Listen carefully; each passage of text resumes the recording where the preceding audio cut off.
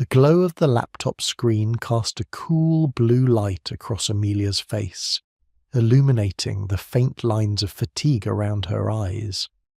Her minimalist home office, usually a sanctuary of focused productivity, felt eerily quiet at this hour. The only sound the soft hum of the high-performance machine and the occasional click of her mouse. It was 3 a.m., and the presentation for tomorrow's board meeting was finally impeccably done. Every slide polished to a reflective sheen, every data point triple-checked against multiple sources, every potential objection preempted with carefully crafted counter-arguments.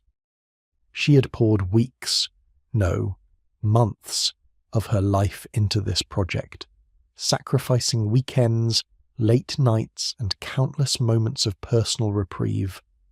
A wave of familiar exhaustion, heavy and bone-deep, washed over her, quickly followed by a fleeting sense of satisfaction, a quiet, almost imperceptible whisper of, quote, 0, a rare and precious accolade she seldom allowed herself. Yet, even as the quote 1 button was pressed, dispatching her masterpiece into the digital ether, a deeper, more persistent hum resonated beneath the surface.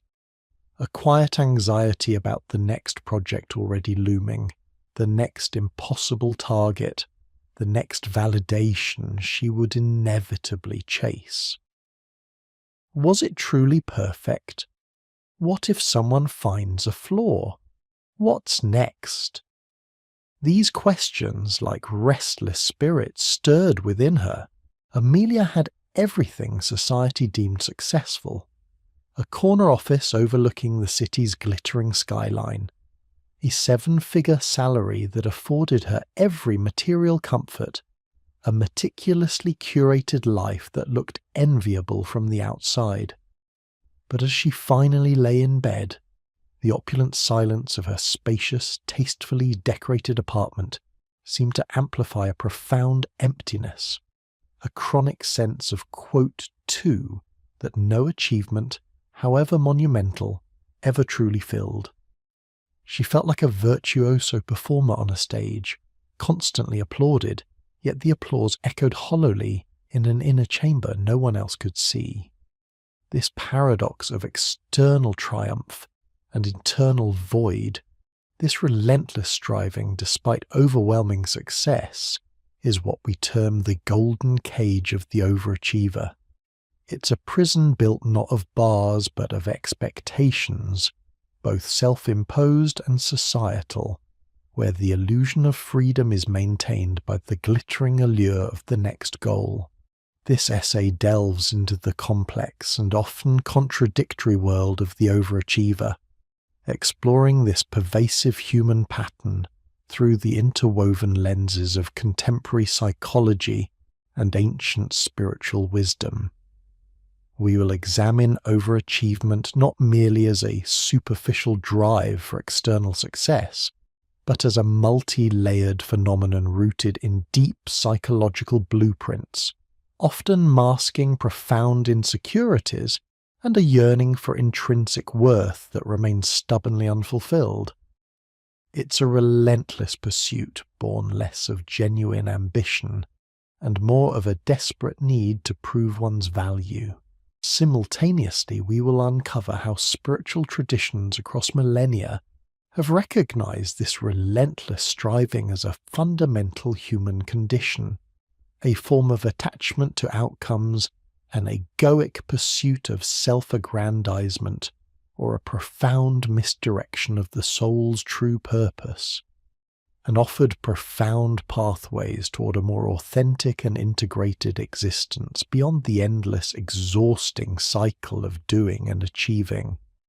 Our central thesis is that the overachiever's relentless pursuit of external validation, while often appearing as an admirable strength and an unwavering dedication, frequently stems from a deep-seated, often unconscious, fear of inadequacy.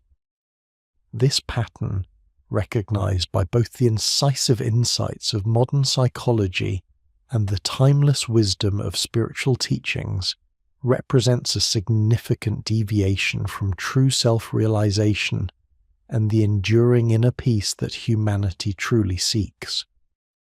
To unravel this intricate tapestry, we will first establish a robust psychological and spiritual framework.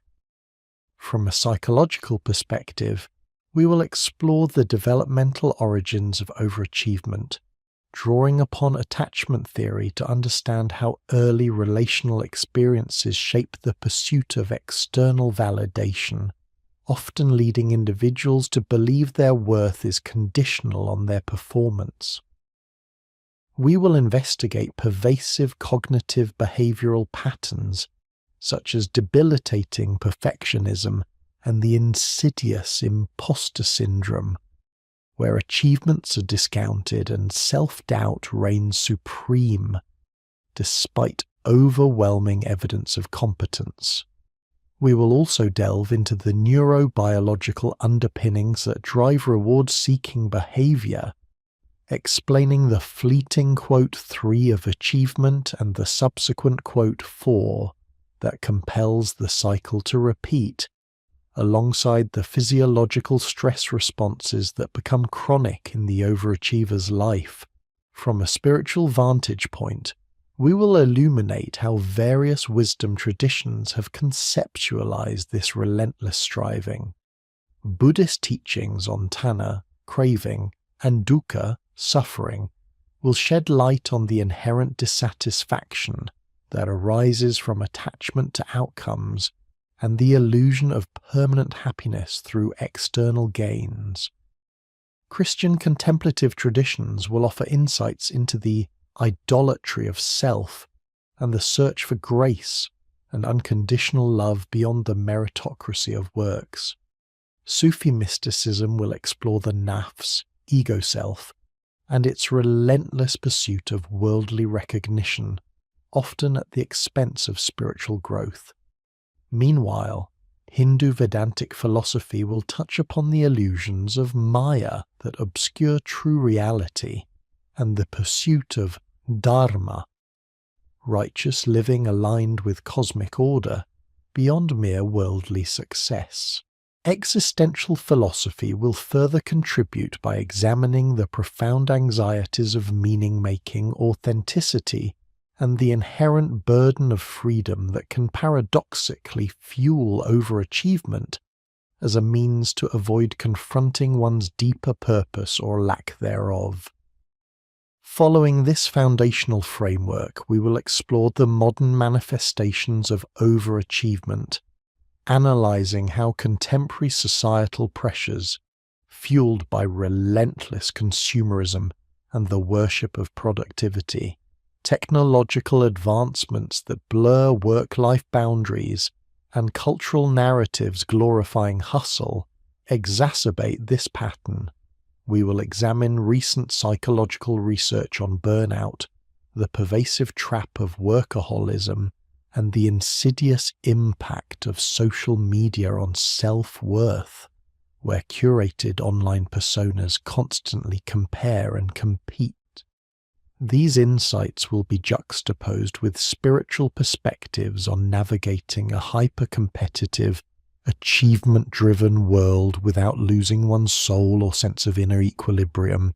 We will then bring these theories to life through a series of brief illustrative examples, drawing from historical spiritual figures who grappled with similar inner struggles for recognition and purpose, anonymized case studies from contemporary psychological research, and composite profiles of modern overachievers who have sought to integrate their formidable drive with a deeper sense of purpose and peace. Finally, we will turn our attention to practical integration, offering clear and compassionate pathways toward healing and wholeness. This section will outline evidence-based psychological interventions such as cognitive behavioral therapy, CBT, to reframe maladaptive thought patterns, attachment-based therapy to heal early relational wounds, and self-compassion practices to cultivate kindness toward the self, all specifically designed to address the underlying psychological vulnerabilities of the overachiever. In parallel, we will explore powerful spiritual practices drawn from multiple traditions, including mindfulness, meditation, to cultivate present moment awareness, contemplative prayer for deeper connection, dhikr for remembrance of the divine, and self-inquiry to uncover one's true nature, all of which cultivate presence, acceptance, and a deeper connection to intrinsic worth that transcends external accolades. By weaving together these potent therapeutic strategies and timeless contemplative wisdom, this essay aims to provide a comprehensive guide for those caught, perhaps unknowingly, in the golden cage, offering not just intellectual understanding, but tangible tools for transforming relentless striving into a balanced, purposeful, and profoundly meaningful life. This journey requires immense courage, the courage to look beyond the glittering accolades, to confront the deeply ingrained fear of not enoughness, and ultimately, to discover the boundless peace and authentic joy that lies far beyond the next achievement. The morning after her immaculate presentation, Amelia awoke not to the gentle embrace of rest, but to the sharp intrusion of her alarm, its digital chime a familiar summons to another day of relentless pursuit. The lingering scent of strong coffee from the previous night's vigil still permeated her minimalist apartment, a ghost of her recent labour. She moved through the pre-dawn quiet, her movements precise, almost ritualistic as she prepared for the gym, then the office. Her reflection in the polished steel of her espresso machine showed a woman composed, impeccably dressed, yet her eyes held a subtle, almost imperceptible fatigue, a deep-seated weariness that no amount of sleep seemed capable of assuaging. The fleeting satisfaction of yesterday's triumph had already dissipated, replaced by a low thrum of anxiety concerning the upcoming quarterly review. Had she been thorough enough in her risk analysis? What if a minor oversight, a single misplaced comma, undermined the entire edifice of her perceived competence? The golden cage felt less like a metaphor and more like the very air she breathed, a constant, pressurizing force. Amelia's experience, though unique in its specifics, echoes a profound and pervasive pattern observed across countless individuals who inhabit the upper echelons of modern society. To truly comprehend the overachiever's paradox, the external triumph juxtaposed with internal void, we must first delve into the intricate psychological architecture that underpins this relentless drive. It is within the formative experiences of childhood and the subsequent wiring of the adult mind that we begin to uncover the roots of this pervasive struggle. One of the most foundational theories shedding light on the overachiever's psychological landscape is attachment theory, developed by John Bowlby and later expanded by Mary Ainsworth. This framework posits that the quality of early caregiver-child relationships profoundly shapes an individual's internal working models of self and others, influencing their emotional regulation, relationship patterns, and self-worth into adulthood. For many overachievers, the genesis of their relentless striving can often be traced back to insecure attachment styles. Consider the individual who experienced anxious, preoccupied attachment. As children, they may have had caregivers who were inconsistently available or responsive, leading to a deep-seated fear of abandonment and a desperate need for external validation. To assuage this anxiety, these children often learn to love and attention through performance. In adulthood, this translates into a relentless drive for achievement, where success becomes a proxy for worthiness and a desperate attempt to secure the elusive approval that was inconsistent in childhood. They may unconsciously believe that if they are indispensable, successful, and perfect, they will finally be seen, loved, and never abandoned. The constant pursuit of external accolades becomes a compensatory mechanism, an endless quest to fill a void created by early relational insecurity. Conversely, some overachievers exhibit traits consistent with dismissive, avoidant attachment. These individuals typically had caregivers who were emotionally distant or discouraged, overt expressions of need. Consequently, they learn to suppress their emotional needs, become fiercely self-reliant, and view vulnerability as a weakness. For them, overachievement can serve as a powerful defense mechanism, a way to demonstrate self-sufficiency and avoid depending on others. Their successes become a shield, validating their independence and reinforcing the belief that they do not need emotional connection, only results. Yet beneath this veneer of self-sufficiency often lies a profound loneliness and an inability to truly connect, even with their own inner needs. The drive for achievement in this context is not necessarily about seeking approval, but about proving that they do not need approval, a subtle yet potent form of validation in itself. Beyond attachment styles, perfectionism stands as a cardinal feature in the psychological profile of the overachiever. While a healthy pursuit of excellence can be a catalyst for growth and innovation, maladaptive perfectionism is a far more insidious force.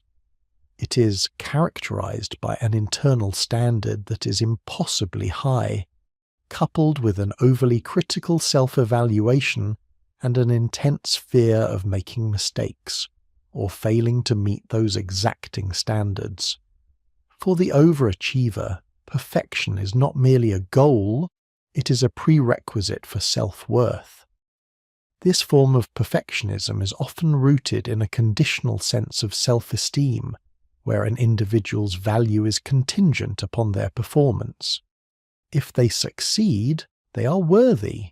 If they fail, they are worthless. This binary, unforgiving calculus traps them in an endless cycle of striving. Every achievement, no matter how monumental, is immediately scrutinized for flaws, and the satisfaction derived from it is fleeting, if present at all. The overachiever cannot rest on their laurels because their internal critic is perpetually scanning the horizon for the next potential inadequacy. This constant vigilance breeds chronic anxiety and exhaustion, transforming what might be a source of pride into another reminder of their perceived shortcomings. The pursuit of perfection, rather than liberating, becomes a form of self-imprisonment, a misquote, states, syndrome that prevents any true sense of arrival or contentment. Closely intertwined with perfectionism, and often a direct consequence of it, is imposter syndrome. Despite overwhelming objective evidence of their competence and success, individuals experiencing imposter syndrome harbour a persistent, debilitating belief that they are intellectual frauds, and that their achievements are merely the result of luck, timing, or deception. They live in constant fear of being exposed as inadequate despite their external accomplishments. This pervasive self-doubt acts as a powerful propellant for overachievement. To avoid exposure, the individual feels compelled to work harder, longer, and more flawlessly than their peers. Each new success, rather than alleviating the anxiety, often intensifies it, as it raises the stakes and deepens the fear of being unmasked. The overachiever in the grip of imposter syndrome is thus trapped in a Sisyphean task. The more they achieve, the more pressure they feel to maintain the illusion, further solidifying the quote 10 of their own making. Finally, we must consider the neurobiology of reward and its potential dysregulation in the overachiever. The brain's reward system, primarily involving the neurotransmitter dopamine, is designed to motivate us toward behaviors essential for survival and well-being. When we achieve a goal or experience something pleasurable, dopamine is released, creating a sense of satisfaction and reinforcing the behavior. However, for the overachiever, this system can become skewed.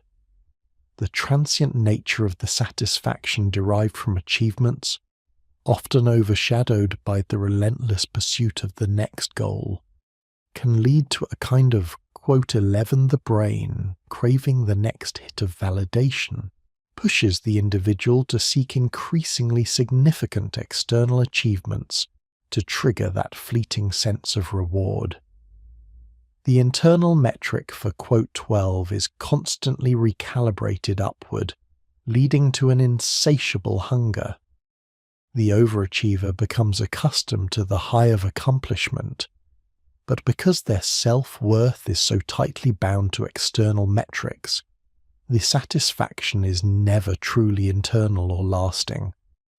This creates a perpetual cycle of seeking, achieving, fleeting satisfaction, and then immediately seeking again, much like a drug addict needing a larger dose to achieve the same effect. The brain, rather than finding contentment, becomes perpetually primed for the next challenge, further cementing the pattern of relentless striving without genuine fulfillment. These interconnected psychological factors, insecure attachment, maladaptive perfectionism, imposter syndrome, and a dysregulated reward system, do not operate in isolation. Rather, they weave together to form a complex tapestry of internal drivers that compel the overachiever forward. They create a powerful, often unconscious motivation to pursue external success as a means to address deep-seated insecurities, fears, and unmet needs. Understanding these origins is the crucial first step in dismantling the quote 13 and beginning the journey toward a more integrated, authentic, and truly fulfilling existence. It is a journey that requires not just intellectual comprehension, but a compassionate introspection into the very core of one's being. The crisp click of the send button at 1:47 a.m. usually brought Amelia a microsecond of relief, a fleeting exhale before the next wave of tasks materialized on her mental horizon. Tonight, however, the familiar ritual felt heavier, the silence in her opulent penthouse apartment more profound. Her latest triumph, a complex financial model that had taken 3 weeks of 14-hour days to perfect, was now out, destined to earn her accolades from the board, perhaps even a bonus. Yet, as she leaned back in her ergonomic chair, the city lights a glittering tapestry beyond her floor-to-ceiling windows. The expected surge of satisfaction never arrived. Instead, a dull ache settled behind her eyes, a bone-deep weariness that no amount of success seemed capable of assuaging. Her gaze drifted to the framed photograph on her desk, a younger Amelia, beaming, holding a trophy from a high school debate competition. She remembered the sheer, unadulterated joy of that moment, the feeling of genuine accomplishment. Now such moments were rare, almost imperceptible, swallowed quickly by the pervasive anxiety of what was next, what could go wrong, what more she needed to do. The golden cage, she mused, was not merely a metaphor for external entrapment. It was a psychological construct, an internal architecture of self-imposed limitations and an endless, exhausting pursuit of an ever-receding horizon. The material comforts surrounding her, the imported marble, the bespoke furniture, the panoramic view, only amplified the hollow echo within, a poignant testament to the fact that wealth and status alone could not fill the void. Her phone, a sleek, silent sentinel, vibrated with a late-night email. Another task, another expectation. The cycle, unbroken, continued its relentless spin. Understanding the intricate psychological roots of the overachiever's dilemma, insecure attachment, maladaptive perfectionism, imposter syndrome, and a dysregulated reward system, provides crucial insight into the why of their relentless striving. However, diagnosis, while illuminating, is merely the first step. The profound challenge, and indeed the central inquiry of our exploration, lies in the how. How does one dismantle this meticulously constructed golden cage, transitioning from a life governed by the ceaseless pursuit of external validation to one rooted in authentic self-worth and intrinsic fulfillment? It requires a deliberate, often arduous re-education of the self, a journey inward to reclaim what has been outsourced to the world. The initial, and perhaps most difficult, realization for the overachiever is the inherent futility of external validation as a sustainable source of self-worth. Society, in its relentless promotion of meritocracy, consumerism, and the curated perfection of social media, subtly yet powerfully reinforces the belief that value is something to be earned through achievement, accumulation, or public acclaim. This pervasive narrative conditions us to seek our reflection in the eyes of others, to measure our worth by the metrics of the world. For the overachiever, this becomes an addiction. Each achievement offers a fleeting hit of dopamine, a momentary affirmation that whispers, "You are enough, for now." But the whisper quickly fades, replaced by the insistent demand for the next proof, the next accolade. This creates a false self, a persona painstakingly constructed from accomplishments and external approval, that becomes increasingly brittle and exhausting to maintain. The authentic self, starved of genuine nourishment, recedes further into the shadows, leaving behind a persistent sense of emptiness, even amidst monumental success. To dismantle this illusion, the overachiever must embark on a journey of radical self-awareness. This is not a passive contemplation, but an active, disciplined practice of introspection, journaling, and mindfulness. It involves observing the internal critic, the incessant voice that drives the striving, highlights perceived flaws, and dismisses accomplishments without judgment. It means acknowledging the deep-seated fears of inadequacy, rejection, or failure that fuel the compulsive drive. Through this observational practice, we begin to recognize the patterns, the triggers, and the core beliefs that have shaped our pursuit of external validation. We ask, what am I truly seeking? What would life feel like if I didn't need to prove anything to anyone? What are the values that genuinely resonate with me, independent of societal expectations?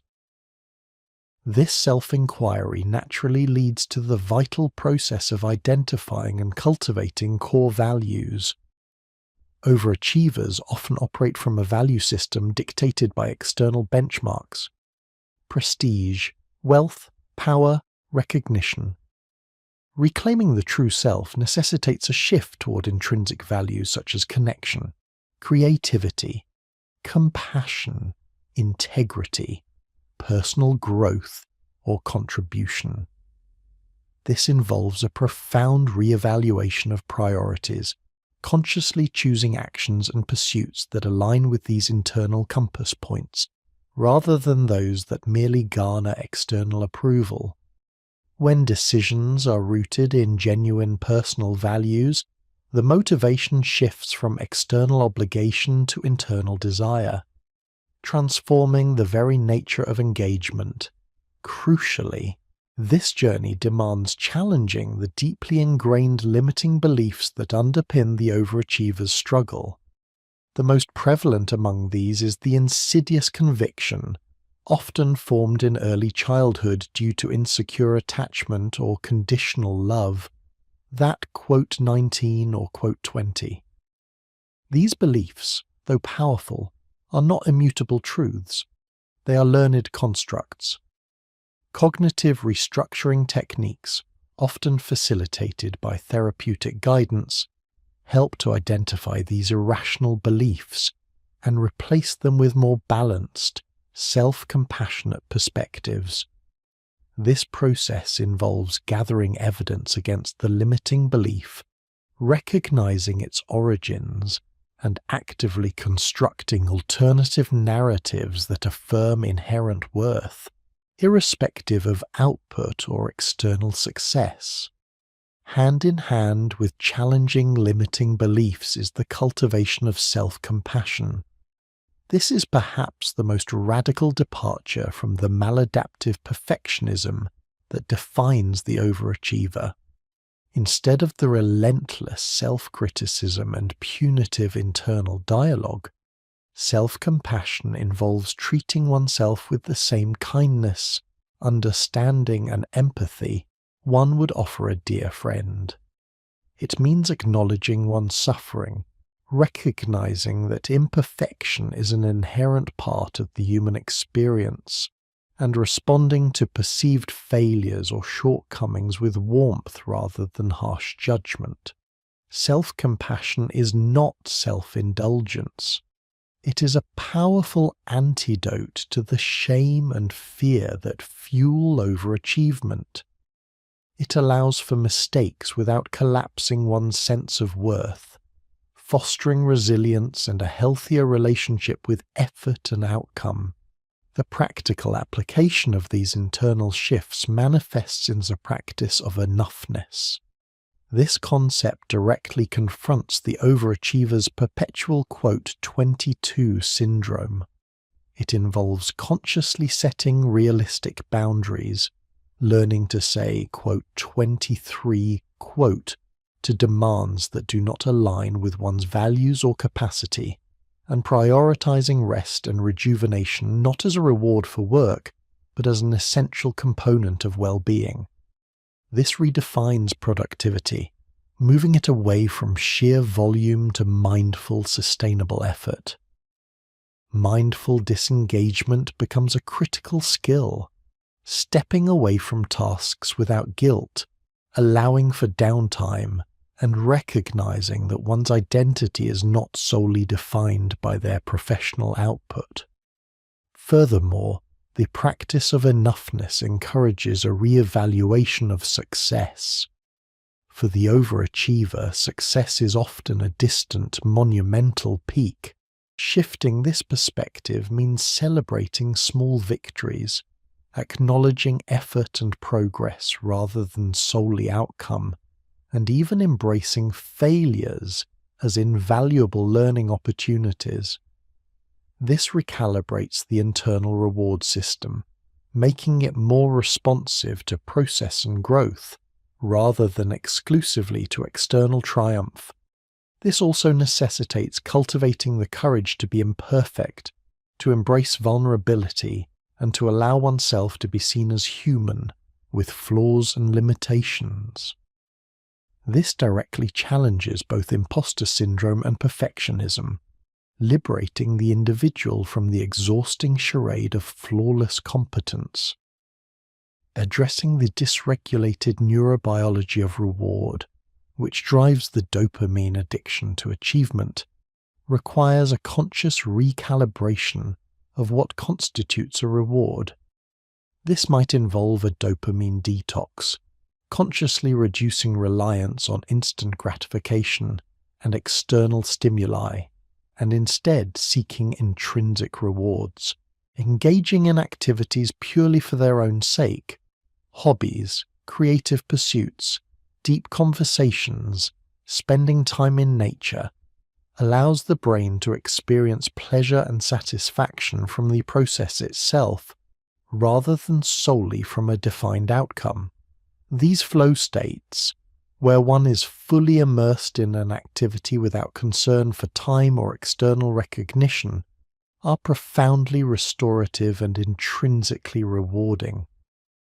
Mindfulness and presence also play a crucial role, grounding the individual in the present moment, fostering appreciation for what is rather than perpetually chasing what could be. This shift helps to quiet the incessant hunger for the next big thing and cultivates a deeper sense of contentment. Finally, the journey out of the golden cage is rarely a solitary one. Overachievers often inadvertently isolate themselves, fearing that authentic connection might expose their perceived fraudulence, or simply believing they lack the time for genuine relationships. Yet, authentic connection and community are vital for dismantling the false self. Engaging in relationships where one feels seen, heard, and accepted unconditionally, without the need to perform or impress, provides a powerful counter-narrative to the belief that worth must be earned. Vulnerability, shared within safe and trusting relationships, becomes a tool for shedding the heavy armor of perfection and revealing the true self, fostering a sense of belonging that no amount of individual achievement can replicate. The dismantling of the golden cage is not an event, but an ongoing process, a continuous commitment to internal excavation and reconstruction. It is a profound shift from a life dictated by external metrics to one guided by internal wisdom. From relentless striving to authentic being, it offers the profound possibility of a life built not on the hollow echoes of achievement, but on the solid foundation of intrinsic worth, genuine connection, and a deep, abiding sense of enoughness. This is the arduous, yet ultimately liberating path toward true psychological and spiritual freedom, where success is redefined not by what one does, but by who one authentically is. The congratulatory emails, once a potent elixir, now registered as little more than a low hum in the background of Amelia's awareness. Her latest triumph, a multi-million-dollar acquisition that solidified her firm's market dominance and her own position at its apex, had dissolved into the ether of memory with startling speed. The brief, almost imperceptible flicker of satisfaction she'd felt in the immediate aftermath was gone, replaced by the familiar gnawing emptiness, a subtle but persistent ache behind her sternum. She sat in her pristine home office, the city lights a distant shimmering tapestry outside her floor-to-ceiling windows, the silence amplified by the absence of genuine joy. Her gaze drifted over the perfectly organized desk, the minimalist decor, the expensive art, all testaments to a life meticulously constructed for external approval, yet failing to resonate with her internal landscape.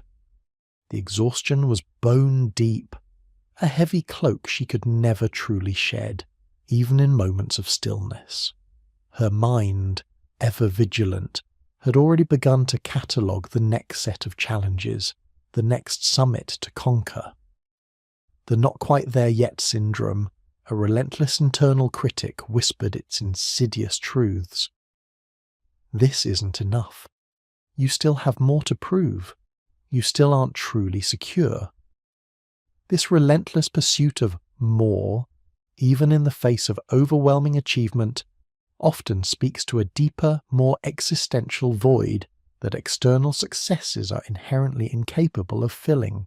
We observe that the overachiever, caught in the intricate dance of societal expectations and internal compulsions, frequently attempts to sublimate profound questions of meaning, purpose, and even mortality through ceaseless activity and accumulation.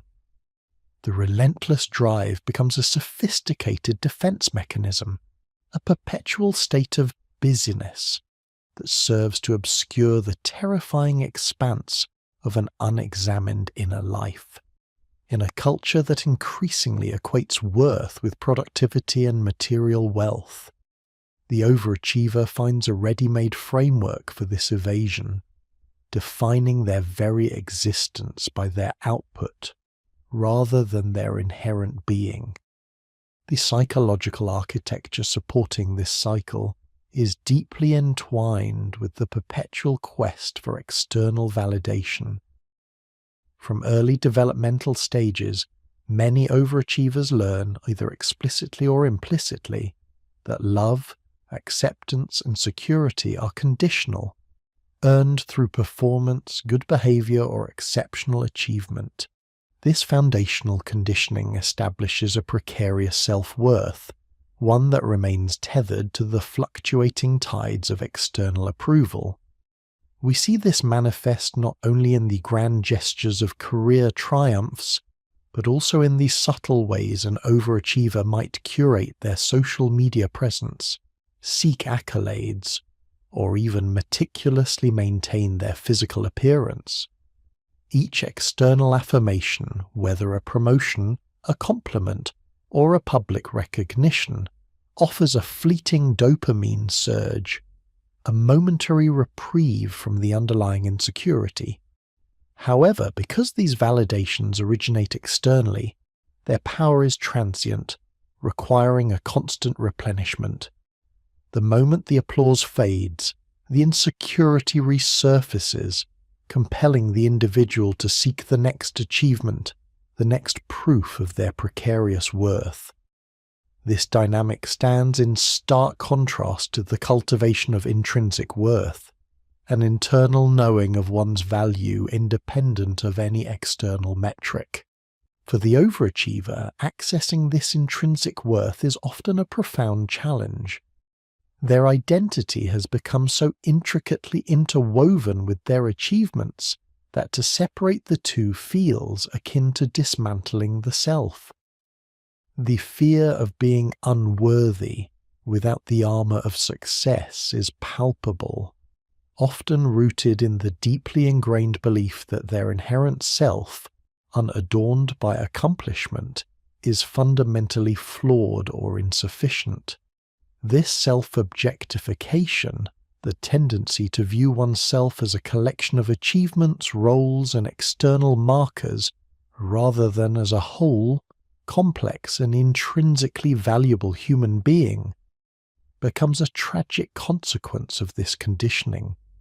The individual becomes a means to an end, a machine designed for output, rather than an experiencing subject worthy of love and belonging simply by virtue of existence. Beyond the psychological, there lies a subtle, often unacknowledged spiritual dimension to the overachiever's relentless striving.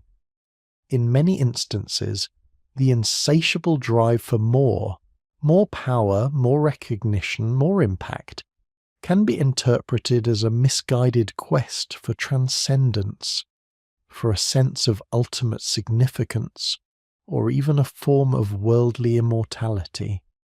Humanity possesses an innate longing for meaning that extends beyond the mundane, a desire to connect with something larger than oneself, to leave an indelible mark. For those who lack a clear spiritual framework or have become disillusioned with traditional paths, this profound spiritual hunger can be channeled into material or professional pursuits. Building an empire, crafting a legacy, or achieving unparalleled influence becomes a surrogate for spiritual fulfillment, an attempt to achieve a sense of, quote, 34 or ultimate wholeness through worldly means. The overachiever might unconsciously seek to become, quote, 35 in their domain, to exert control over their environment and leave an enduring mark that defies the ephemerality of human existence. Yet this approach is inherently limited. Material success, by its very nature, cannot satisfy a spiritual longing. The soul yearns for connection, purpose, and transcendence that cannot be quantified by market share or salary figures. The result is often a spiritual emptiness, a profound sense of disenchantment, even at the pinnacle of worldly success, as the quest for ultimate meaning remains unfulfilled. Coupled with this spiritual misdirection is the overachiever's deep-seated need for control. Achievement often provides an illusion of mastery, not only over external circumstances, but also over the internal landscape. By meticulously planning, executing, and dominating their professional environment, the overachiever can create a sense of order and predictability, a bulwark against the inherent uncertainties of life.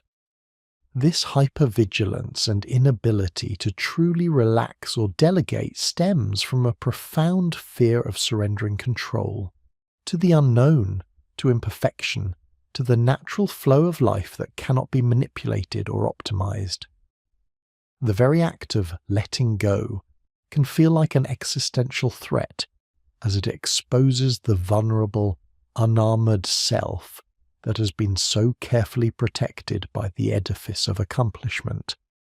To release the reins is to risk chaos, to confront the possibility of failure, and most terrifyingly, to face the raw, unprocessed emotions that busyness has so effectively suppressed. One evening, weeks after the acquisition, Amelia found herself staring at a framed photograph on her bedside table. A younger, unburdened version of herself, grinning broadly at a college graduation. Her eyes, then, held a spark of unadulterated hope, a naive belief in the simple efficacy of hard work. Now, as she gazed at the image, a strange disquiet settled over her. The accolades still poured in. The media continued to laud her as a titan of industry, but the words felt hollow, echoing in an empty chamber. She had done everything right, followed every prescribed path to success, yet the promised land of contentment remained perpetually out of reach. A particularly effusive email from a board member praising her unrivaled strategic genius landed in her inbox. She read it, not with pride, but with a weary sense of detachment. The words slid off her, failing to penetrate the protective shell of her fatigue. A faint, almost imperceptible tremor of a question began to ripple through her carefully constructed composure. Why does none of this feel real? Why do I still feel nothing? It was a nascent recognition, a fragile crack in the golden cage, revealing not a way out, but the stark, undeniable truth of its internal emptiness. The existential void, long masked by the clamour of achievement, was beginning to make its presence felt. This nascent questioning marks a critical juncture in the overachiever's journey.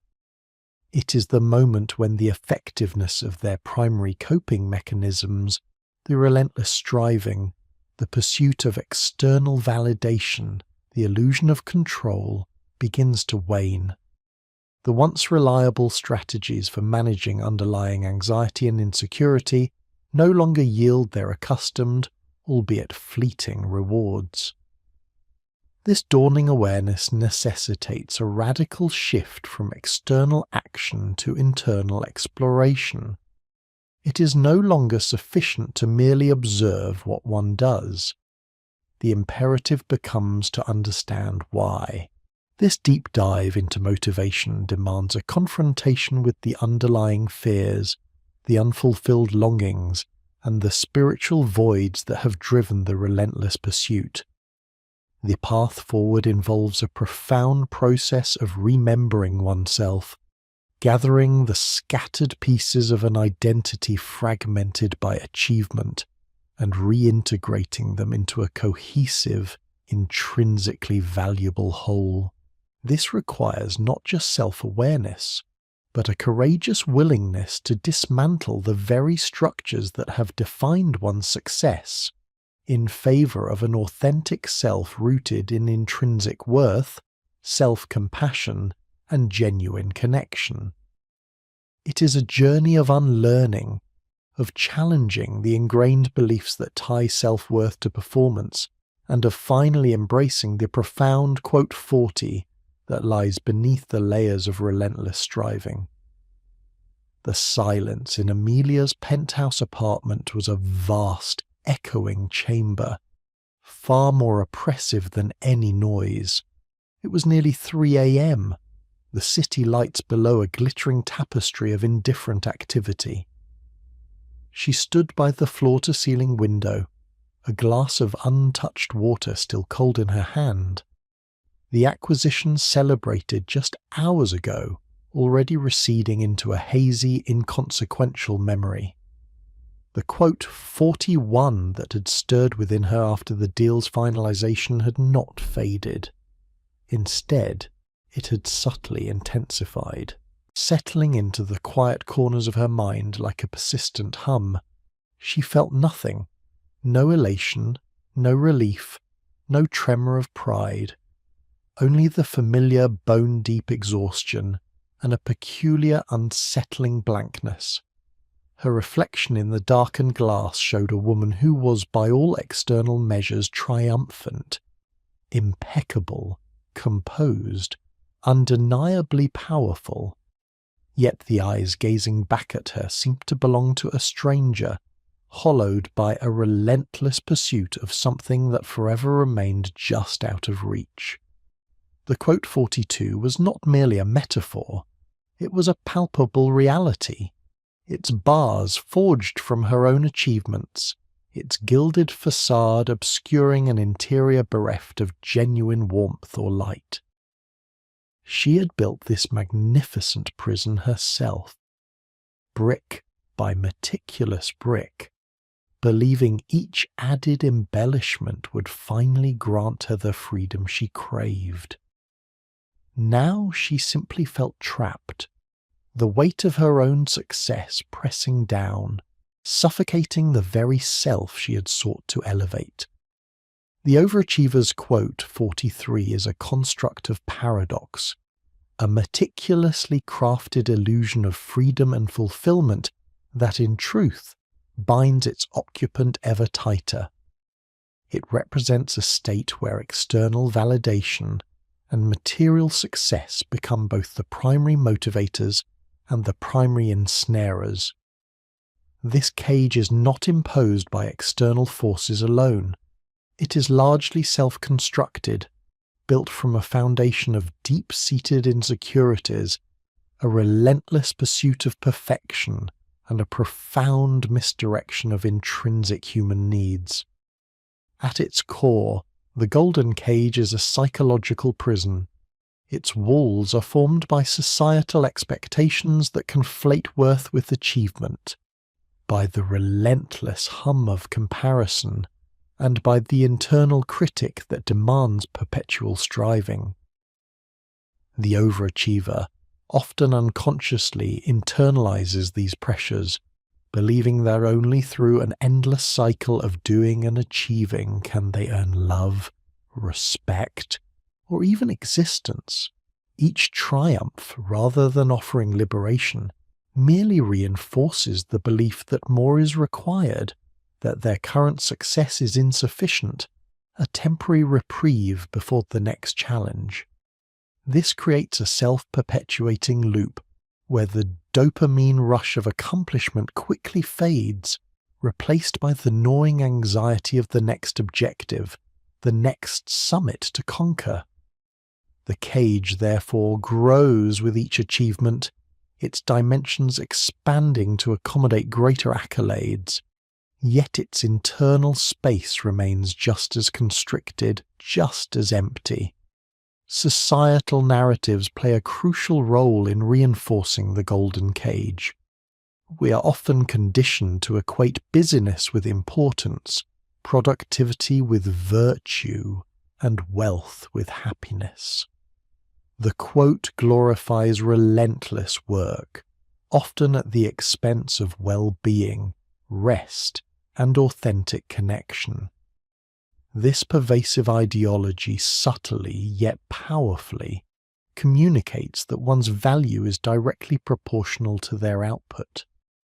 The overachiever, already predisposed to this mindset, finds their maladaptive patterns affirmed and even celebrated. They become paragons of industry, outwardly revered, while internally crumbling under the weight of their own manufactured expectations. The paradox deepens. The very qualities that lead to their public adoration are precisely those that lead to their private suffering. They are trapped not just by their own drive, but by the collective unconscious that applauds their self-sacrifice. Beyond the psychological entrapment, the golden cage also represents a profound spiritual void. Human beings are inherently meaning-seeking creatures, wired for connection, purpose, and a sense of belonging to something larger than themselves. When these fundamental needs are unmet or misdirected, a profound emptiness can emerge. For the overachiever, the relentless pursuit of external success often becomes a surrogate for this deeper spiritual quest. Achievements are mistakenly imbued with the power to confer meaning, to provide a sense of transcendence, or to fill an existential void. The corner office, the 7-figure salary, the industry award, these become the ascets gods worshipped in the temple of performance. This spiritual misdirection is particularly insidious because it promises fulfillment through acquisition and status, which are, by their very nature, fleeting and external. True spiritual nourishment, however, stems from internal sources: self-acceptance, compassion, authentic relationships, connection to intrinsic values, and a sense of purpose that transcends material gain. The overachiever, caught in the golden cage, often finds themselves increasingly disconnected from these vital wellsprings. They sacrifice genuine connection for networking opportunities, present a polished facade instead of their authentic self, and prioritize productivity over presence. The consequence is a deepening sense of isolation, a gnawing feeling that despite all their accomplishments, something essential is missing. They may achieve every goal they set, yet still feel impoverished in spirit, starved for a meaning that cannot be bought or earned. Amelia felt the cold seeping into her bones, not from the temperature of the room, but from an internal chill. The blankness she experienced wasn't just an absence of joy, it was an absence of anything. It was as if her emotional core had been meticulously hollowed out, leaving only an echo chamber where feelings used to reside.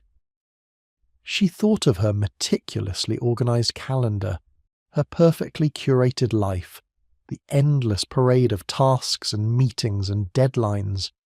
Each was a jewel in her crown, yet each felt like another shackle. She had built a fortress, impenetrable and grand, but she was its sole prisoner. The thought, stark and unwelcome, brought a tremor to her usually steady hand. Is this all there is?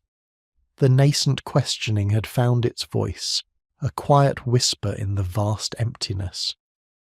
The first, fragile crack in the golden cage emerges not from another external achievement, but from the radical act of self-awareness.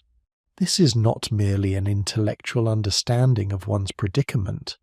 but a visceral, often painful, confrontation with the truth of one's internal landscape. It demands an unflinching gaze into the motivations that drive the relentless striving, the fears that underpin the need for external validation, and the profound cost of living a life dictated by performance rather than purpose. Radical self-awareness involves peeling back the layers of conditioning and societal programming to uncover the authentic self beneath. It asks, why do I do what I do? What am I truly seeking?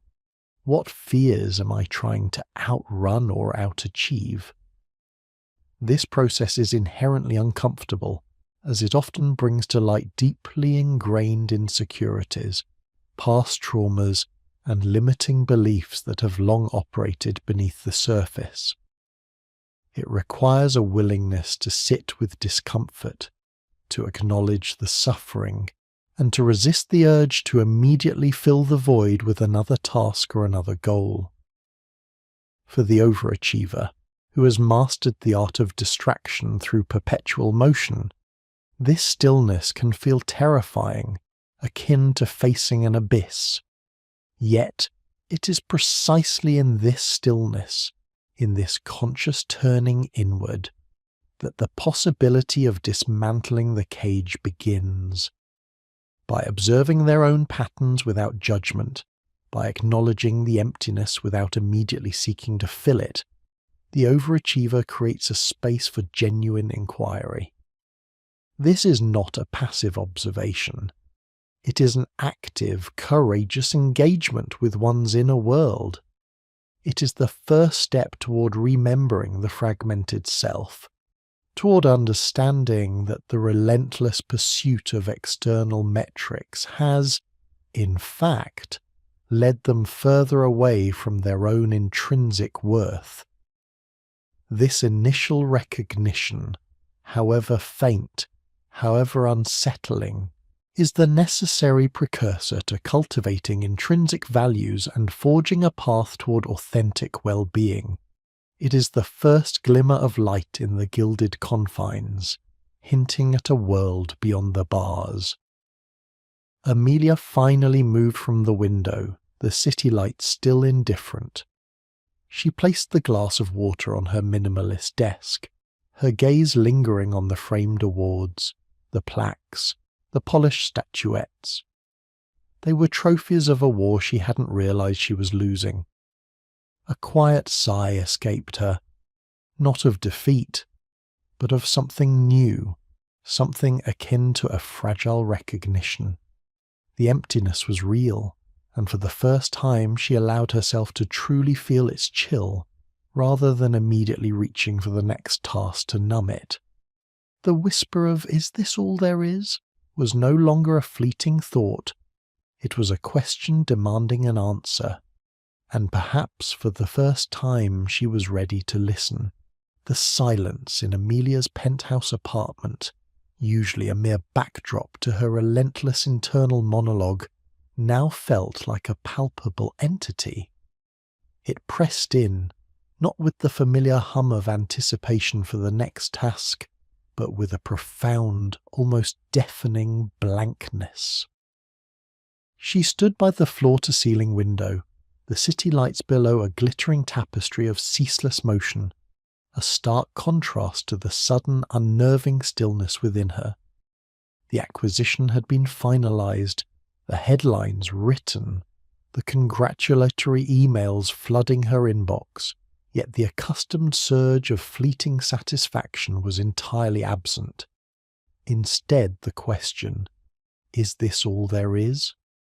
which had previously been a whisper, now echoed with the resonant clarity of a bell in an empty cathedral. It was not a question posed to the universe, but to the very core of her being, demanding an answer that her carefully constructed world of achievement had no vocabulary for. A strange, unfamiliar tremor ran through her. Not fear, precisely, but a deep disquiet. It was the sensation of a foundation, long considered immutable, beginning to shift. Her usual response to such internal discomfort would be immediate action. Another email, another strategic plan, another project to absorb the burgeoning void.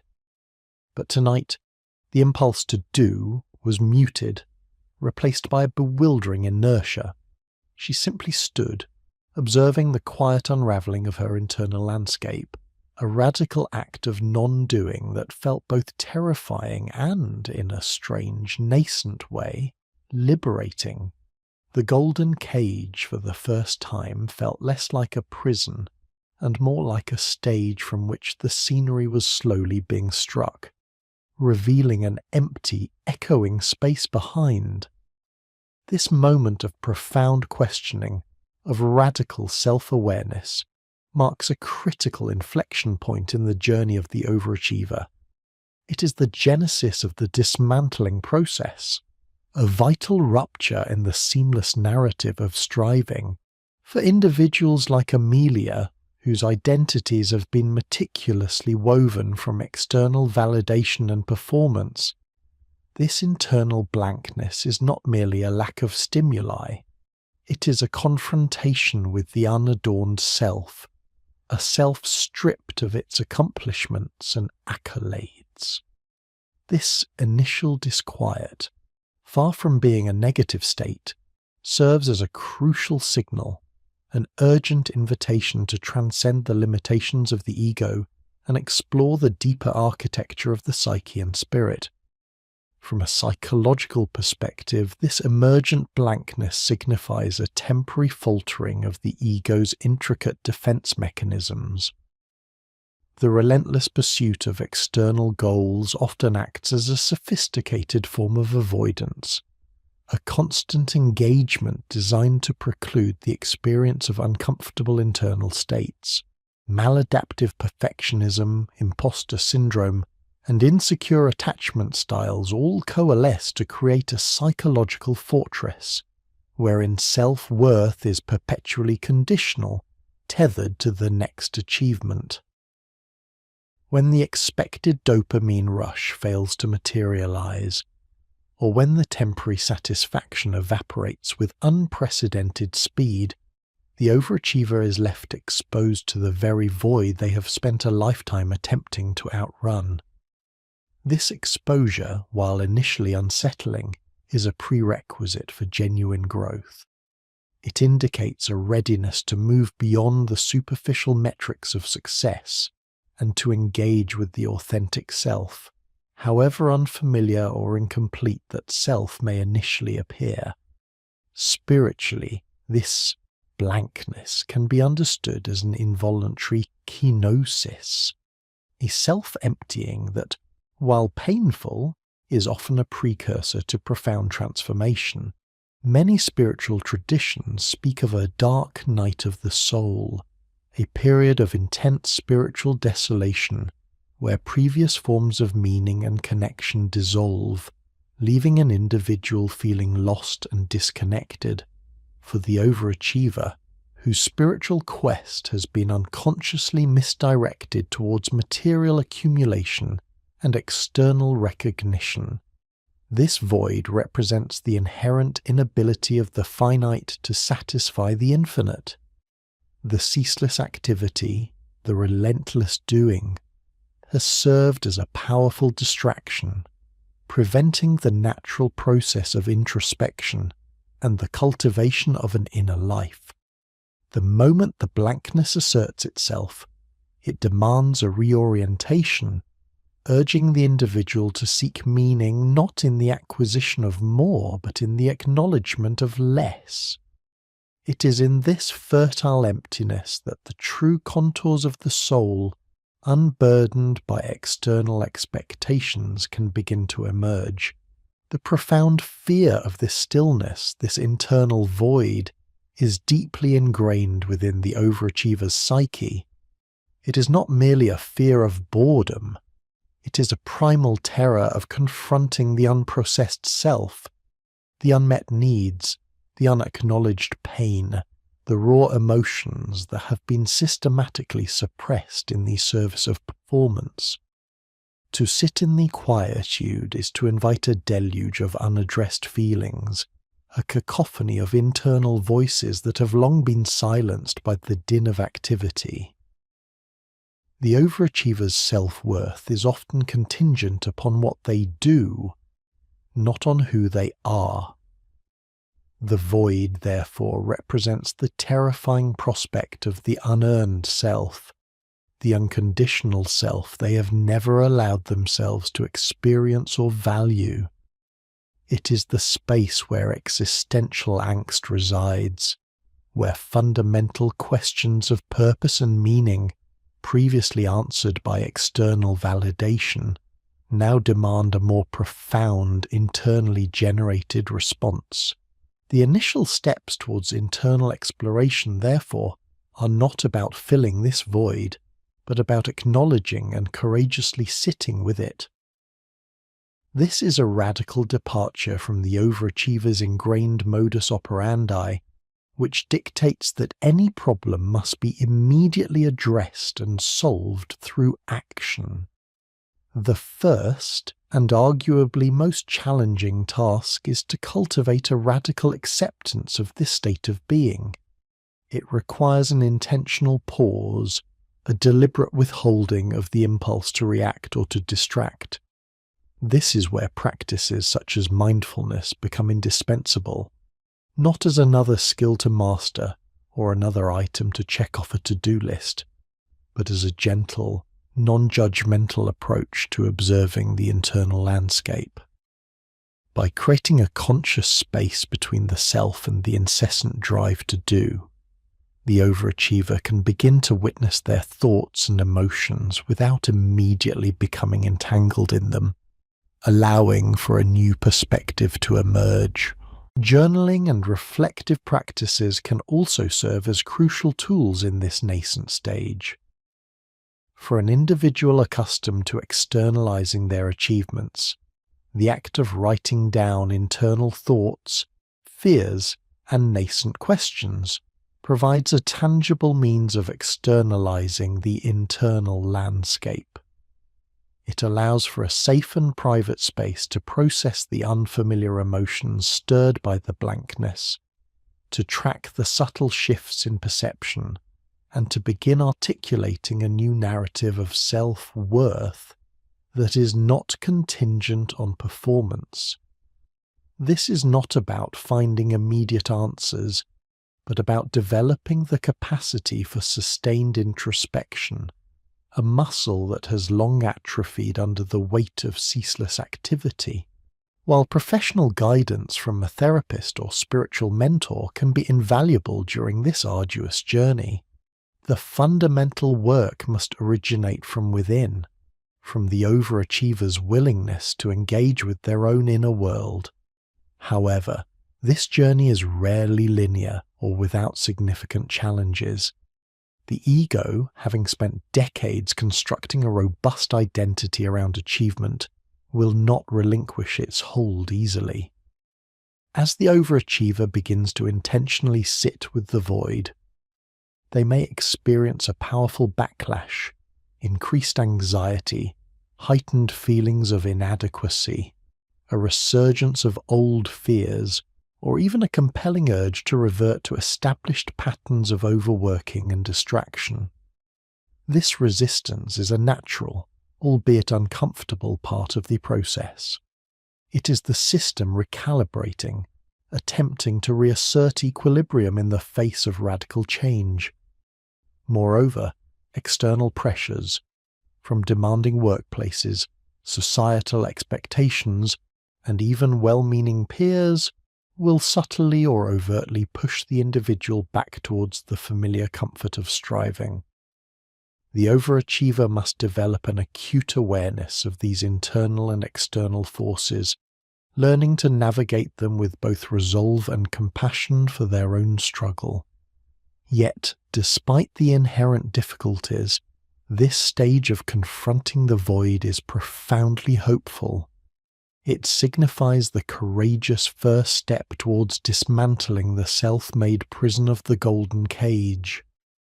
It is a painful but necessary period of deconstruction, a clearing of the ground before authentic selfhood can be cultivated. This journey, initiated by the unsettling blankness and the resonant question, quote, 50, is not merely about ceasing to overachieve. It is about beginning to be. It is the arduous but ultimately liberating path towards integration, towards cultivating an intrinsic sense of worth that resides not in what one does, but in the inherent value of one's own existence. For Amelia, standing at the precipice of this unfamiliar internal landscape, the path forward remained shrouded in uncertainty, yet the quiet insistence of the blankness had already begun to guide her toward a nascent, fragile truth. The silence in Amelia's opulent penthouse apartment was not a peaceful quiet, but a vast, consuming void. It swallowed the faint hum of the city beneath her, the soft whir of the climate control, and even the almost imperceptible thrum of her own pulse. She sat on the edge of her perfectly upholstered sofa, the city lights a glittering tapestry beyond the panoramic windows, yet saw none of it. Her gaze was fixed inward, on the precipice of a chasm that had opened inside her, revealed by the unsettling blankness that now permeated every corner of her being. The multi-million-dollar acquisition, the culmination of months of relentless negotiation and strategic maneuvering, lay in the recent past, a distant echo. Where there should have been a surge of triumph, a rush of dopamine, there was only this profound nothing. The question, quote, 51, no longer felt nascent.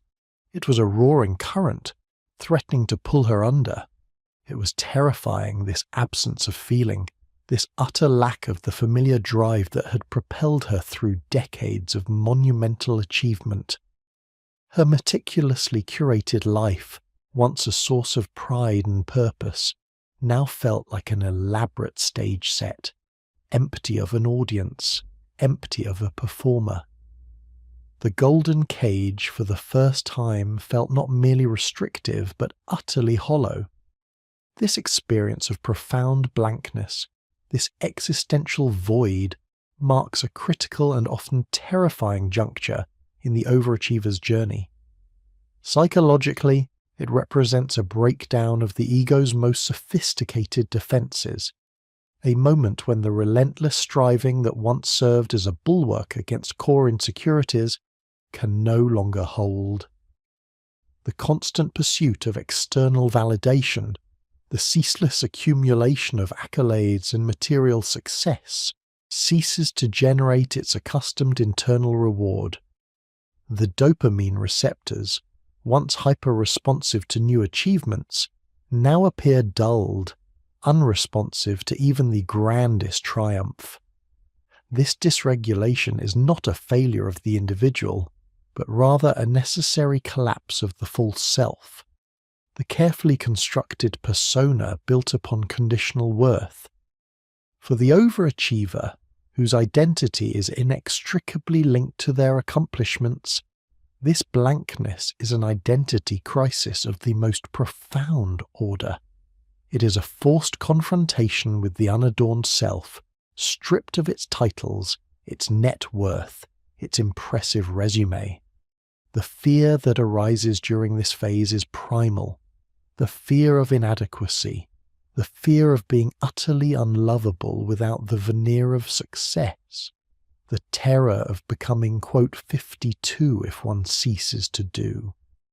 This is why, prior to this complete collapse, many overachievers will redouble their efforts, escalating their striving, chasing ever higher benchmarks in a desperate attempt to outrun the encroaching void. They might take on more projects, launch new ventures, or immerse themselves in new distractions, anything to avoid the stillness that threatens to reveal the emptiness within. Workaholism in this context functions as a powerful anesthetic, a drug of choice that numbs the existential ache. Spiritually, this blankness aligns with the ancient wisdom traditions describing the Nayan, quote, 53, a period of spiritual purgation where one's previous understanding of meaning and purpose is stripped away. It is a process of kenosis, or self-emptying, where the idols of worldly success, material gain, and egoic recognition are revealed as insufficient vessels for authentic spiritual nourishment. The overachiever, often unconsciously channeling an innate hunger for transcendence into material and professional pursuits, finds these avenues have become barren. The existential void is, in essence, an invitation, albeit a terrifying one, to reorient one's quest for meaning, to look inward rather than outward, and to discover a source of worth that is unconditional and intrinsic. This is not a punishment, but a profound grace, a necessary stripping away that makes space for a more authentic connection to self, others, and a deeper sense of purpose. The path forward from this precipice of blankness is not about doing more, but about being differently. It demands a radical shift in perspective and a courageous engagement with the very discomfort that the overachiever has spent a lifetime avoiding. The first and perhaps most challenging step is radical self-awareness. Acknowledging the void, sitting with it, and observing the fear and discomfort without judgment. For Amelia, this means resisting the ingrained impulse to immediately fill the silence with activity, to reach for her phone, to open her laptop, to plan her next conquest.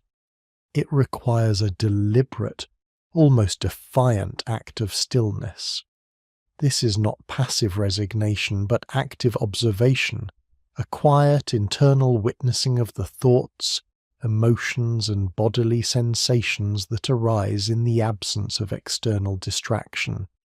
It is about allowing the suppressed emotions to surface, to be felt without analysis or immediate suppression.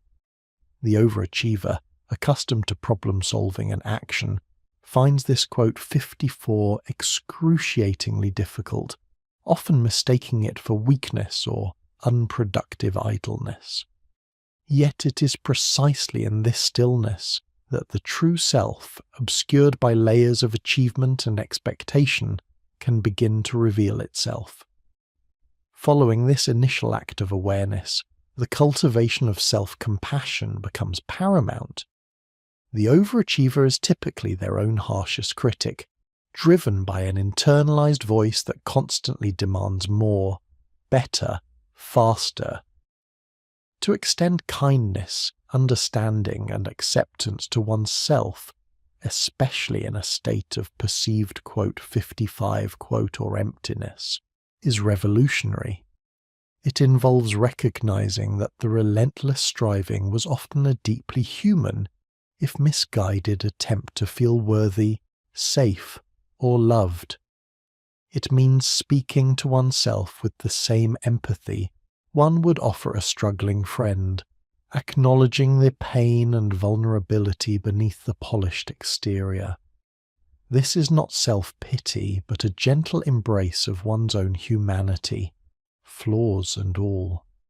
For Amelia, this might manifest as a quiet refusal to berate herself for the lack of joy, a recognition that this blankness is not a personal failing but a signpost, a signal that something fundamental needs to change. Next, the journey demands challenging limiting beliefs.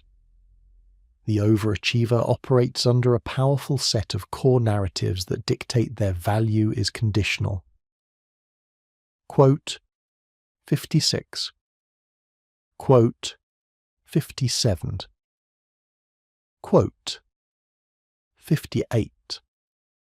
These beliefs, often forged in early attachment experiences, become the invisible architects of the golden cage. Dismantling them requires a deliberate and sustained effort to identify these deeply ingrained patterns of thought, to question their veracity, and to explore alternative, more expansive truths. This involves asking, is it truly catastrophic if I am not constantly achieving? Can I be worthy simply by existing? This intellectual and emotional interrogation slowly begins to loosen the grip of the internal taskmaster. Finally, the ultimate aim of this process is reconnecting with intrinsic worth. This is the profound shift from seeking validation outside oneself to discovering an inherent unconditional sense of value within. It involves recognizing that one's worth is not derived from what one does or has, but from who one is. This intrinsic worth is not earned. It simply is. It is the quiet understanding that one is enough just as they are, independent of external metrics. This shift liberates the overachiever from the endless cycle of chasing, allowing them to engage with the world not from a place of desperate need, but from a place of wholeness and authentic contribution. Amelia felt the pull, the familiar, almost magnetic urge to launch herself back into activity, to drown the blankness in a torrent of tasks, pulsed faintly at the edges of her awareness. Her fingers twitched towards her phone, a phantom weight of a keyboard beneath them. Yet the exhaustion was profound, bone deep, a heavy blanket that smothered even the impulse to escape. The blankness held her captive, not with bars, but with an absence so complete it paralyzed her usual coping mechanisms. She closed her eyes, and for the first time in perhaps decades she simply sat. No agenda, no goal, no task to complete. The silence of the penthouse stretched, no longer just empty, but pregnant with an unfamiliar stillness. A tremor of fear ran through her, a cold whisper of, quote, 59, quote. But beneath it, a tiny, almost imperceptible current of something else began to stir. A nascent curiosity, a quiet, vulnerable willingness to just be with the terrifying unknown. It was not a sudden epiphany, but the first fragile crack in the golden cage, hinting at a landscape of selfhood far beyond the confines of achievement. This blankness, once a source of terror, was slowly, painstakingly, revealing itself as the very crucible of her transformation. Amelia sat. The word felt alien, a foreign object in the lexicon of her life. Her customary posture, even in repose, had always been coiled, ready to spring, muscles taut with an unspoken agenda. Now she simply sat on the edge of her pristine minimalist sofa, the city lights a distant shimmering tapestry beyond the panoramic windows of her penthouse. The blankness remained not a physical sensation, but an absence so profound it felt like a presence, a heavy shroud draped over her very being. Every instinct screamed for action. The internal critic, usually a sharp, relentless drill sergeant, was oddly muted, replaced by a panicked, chittering chorus of, quote, 60. Her fingers twitched, yearning for the familiar cool weight of her phone, the satisfying click of a keyboard, the rush of an email sent, a deal closed. Her mind, a finely tuned instrument of strategic thought, felt dull, unresponsive, like a supercomputer suddenly offline. This wasn't rest. It was a terrifying stasis, an involuntary cessation of her very identity. A cold dread seeped into her bones, far more chilling than the anxiety of a missed deadline or a potential failure. This was the fear of being nothing, of doing nothing. Who was Amelia without her achievements, her relentless pursuit, her carefully constructed edifice of success. The question hung in the air, vast and echoing, threatening to swallow her whole.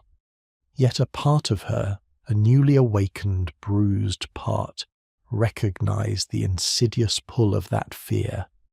It was the siren song of the golden cage, promising false security in the familiar patterns of striving. For the first time, she consciously chose to ignore it, to remain in the crucible of her own quiet, terrifying inaction. The exhaustion was still bone deep, but now, beneath it, a nascent, almost imperceptible resolve began to harden. She would simply sit. The experience of Amelia, suspended in the terrifying vacuum of non-doing, illustrates the profound challenge inherent in dismantling the golden cage. For the overachiever, the void is not merely an absence of activity. It is a direct confrontation with the ego's most deeply entrenched defenses. Our society, in its relentless veneration of productivity and achievement, inadvertently reinforces this fear, equating stillness with stagnation and non-doing with worthlessness. Yet, it is precisely within this feared void that the true pathway to quote 62 begins to unfurl. Authentic being, in contrast to the conditional existence of the overachiever, denotes a state of inherent, unconditional worth, independent of external metrics or accomplishments. It is the recognition that one's value resides not in what one does, but in who one is. This shift requires a radical reorientation of consciousness, moving away from an externally validated identity towards an internally sourced one. The overachiever's life has, by necessity, been a continuous act of, quote, 63 to earn worth, to prove existence, to fill an internal emptiness. When this mechanism breaks down, as it did for Amelia, the underlying void, long masked by relentless activity, becomes starkly apparent. The terror associated with this void is multifaceted. Psychologically, it can trigger deep-seated existential anxieties, fears of abandonment, and the re-emergence of early attachment wounds. If one's sense of self has been meticulously constructed upon a foundation of achievement, the cessation of that activity feels like an annihilation of identity.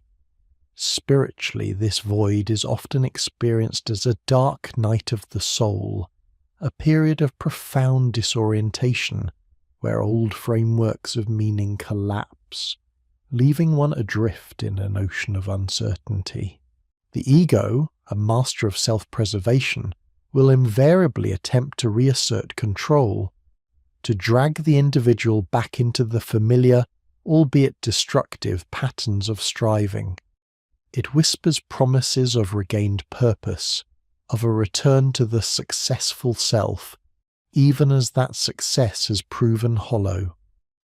Radical self-awareness, the first step in this transformative process, demands an unwavering commitment to observing these internal machinations without judgment or immediate reaction. It means sitting with the discomfort, the anxiety, the fear, the inexplicable sadness, the raw vulnerability, and allowing it to simply be.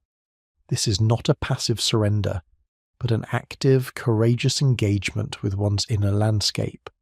It is the conscious choice to resist the ingrained impulse to escape, to numb, to distract. Each moment spent in this unsettling stillness is an act of defiance against the ego's tyranny and the societal conditioning that equates worth with incessant doing. This process of sitting with discomfort is not a punitive exercise. It is a necessary crucible for personal growth. Just as a wound must be exposed to air to heal, the underlying insecurities and unaddressed traumas that fuel overachievement must be brought into conscious awareness. the discomfort serves as a vital signal, pointing to the areas within the self that require attention, compassion, and integration. By allowing these uncomfortable sensations and emotions to surface and dissipate naturally, without suppression or judgment, the individual begins to create space for something new to emerge. This space is not empty. It is pregnant with the potential for authentic selfhood. Hours bled into each other, marked only by the shifting hues of the city outside her windows. Amelia remained, a statue carved from exhaustion and nascent courage. The silence in the penthouse, usually a canvas for her own frantic thoughts, now felt different. It was no longer merely empty. It felt vast, almost alive. Her mind, stripped of its usual directives, began to wander, unbidden, to fragments of memory she hadn't consciously recalled in years. A childhood afternoon spent building intricate sandcastles, not for praise, but for the sheer joy of creation. The quiet satisfaction of reading a book cover to cover, lost in a world entirely separate from her own aspirations.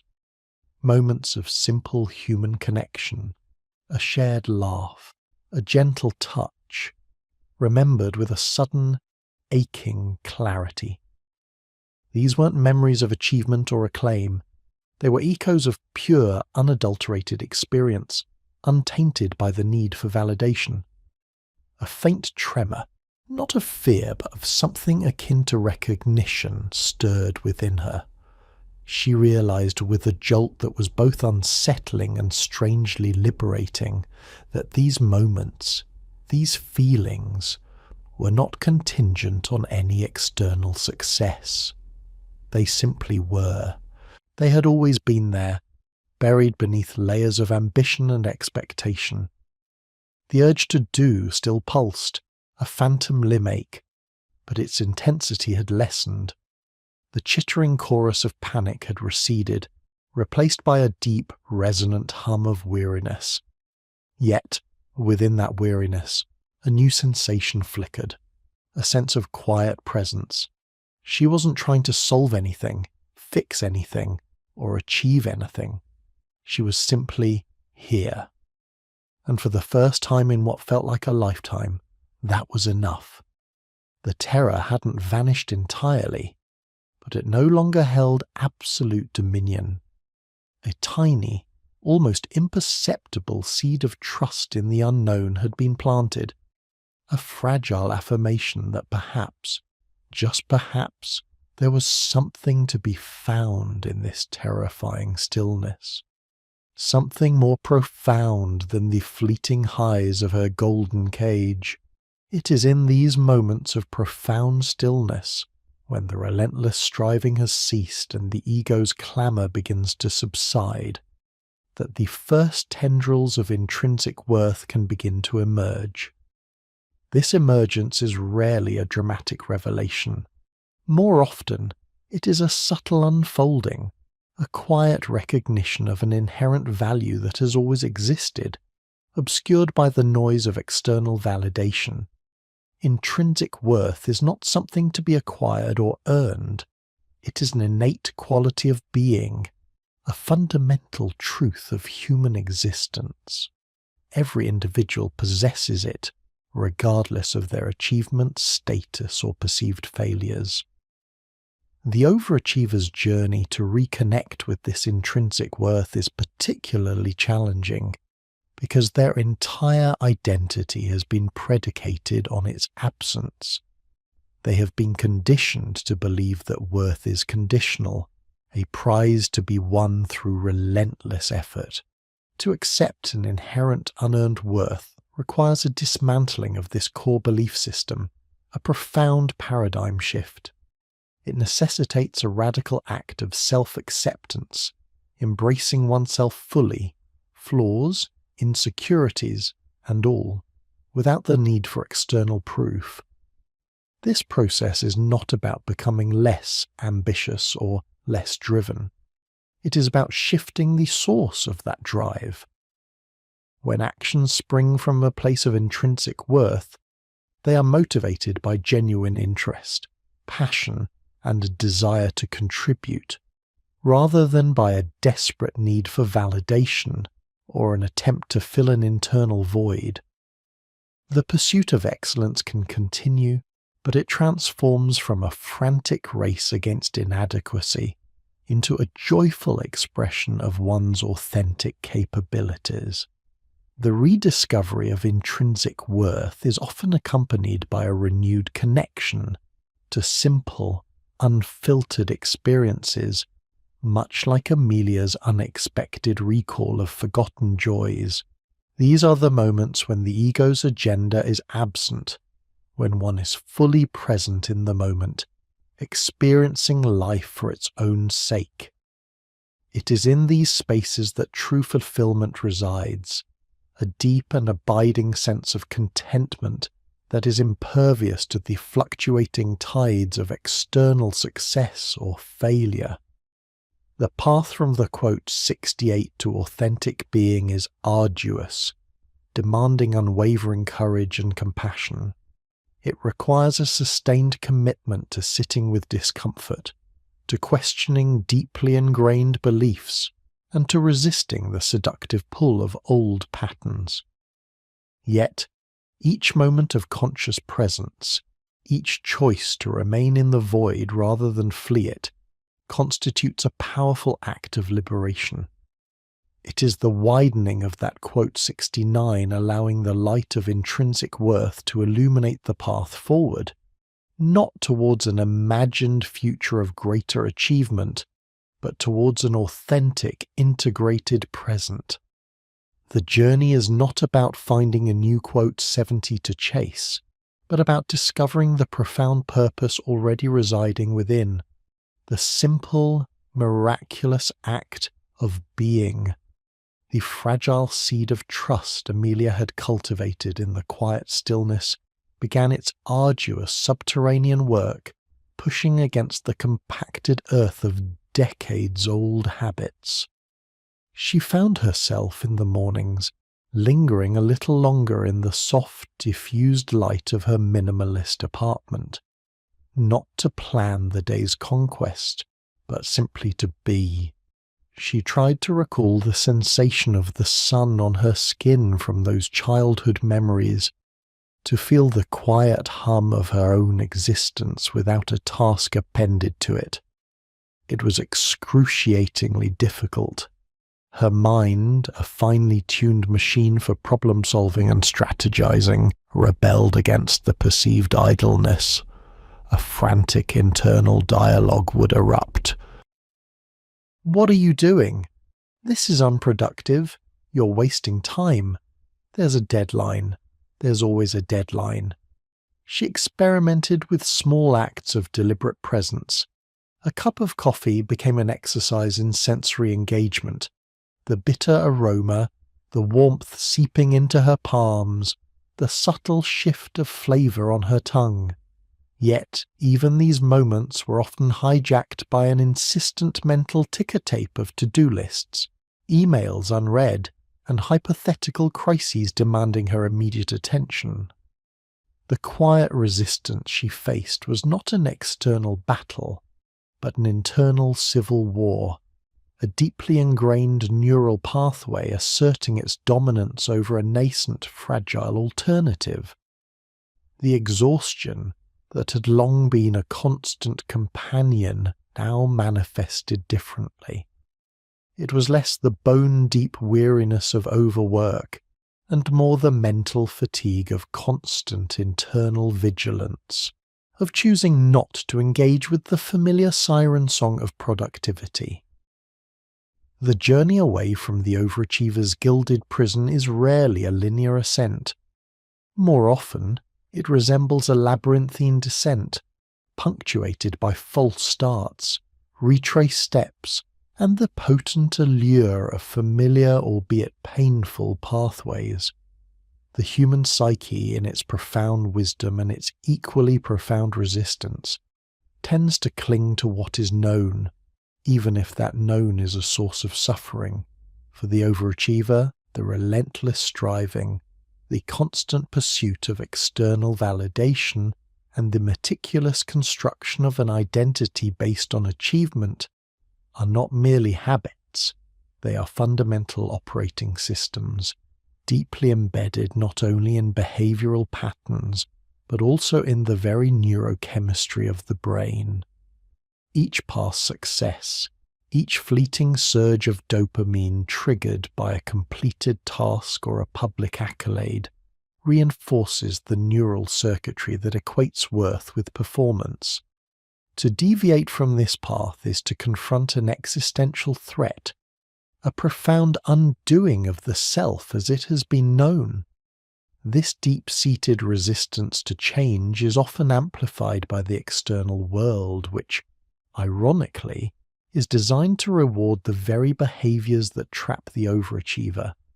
Society, with its relentless emphasis on metrics, growth, and visible success, inadvertently becomes an accomplice in maintaining the, quote, 71. The very structures that once provided a sense of purpose and validation, the demanding career, the competitive environment, the expectation of constant upward mobility, now become formidable obstacles to internal liberation. The overachiever, having meticulously built a life around these external markers, finds that the world itself conspires to pull them back into the familiar patterns of striving. Amelia felt this gravitational pull acutely. A new project landed on her desk. A behemoth acquisition of a rival tech firm, promising unprecedented visibility and a potential career-defining bonus. It was precisely the kind of challenge that months ago would have ignited a fierce, almost manic energy within her. Her old self would have immediately cleared her calendar, cancelled personal commitments, and plunged headfirst into the intricate details, fueled by caffeine and an almost perverse pleasure in the sheer volume of work. Her initial reaction was precisely that. A rush of adrenaline, a familiar tightening in her chest, and the immediate urge to do. She felt the old gears grinding into motion, the mental algorithms for strategic dominance and flawless execution whirring to life. Her fingers twitched towards her laptop, ready to open the first of 100 spreadsheets, to draft the initial outreach, to orchestrate the labyrinthine dance of corporate maneuvering. "This is important," the voice in her head insisted. "This is what you're good at. This is how you prove yourself." But this time there was a subtle, almost imperceptible hesitation.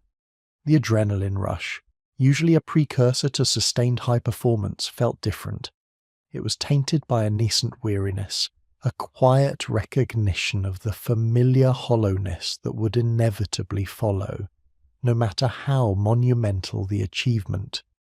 The memory of sitting in her apartment, feeling the sun, the quiet desperation of her own emptiness, flickered at the edge of her consciousness. This was the crucible of her internal conflict, the deeply ingrained compulsion to perform, a reflex honed over decades, battling against the fragile newfound desire for intrinsic worth. It was a war waged not with shouts, but with insidious whispers and insistent tugs. Every fibre of her being, conditioned to respond to the promise of external reward, urged her back into the fray. Yet a deeper, quieter part, awakened by the void, pleaded for a different path.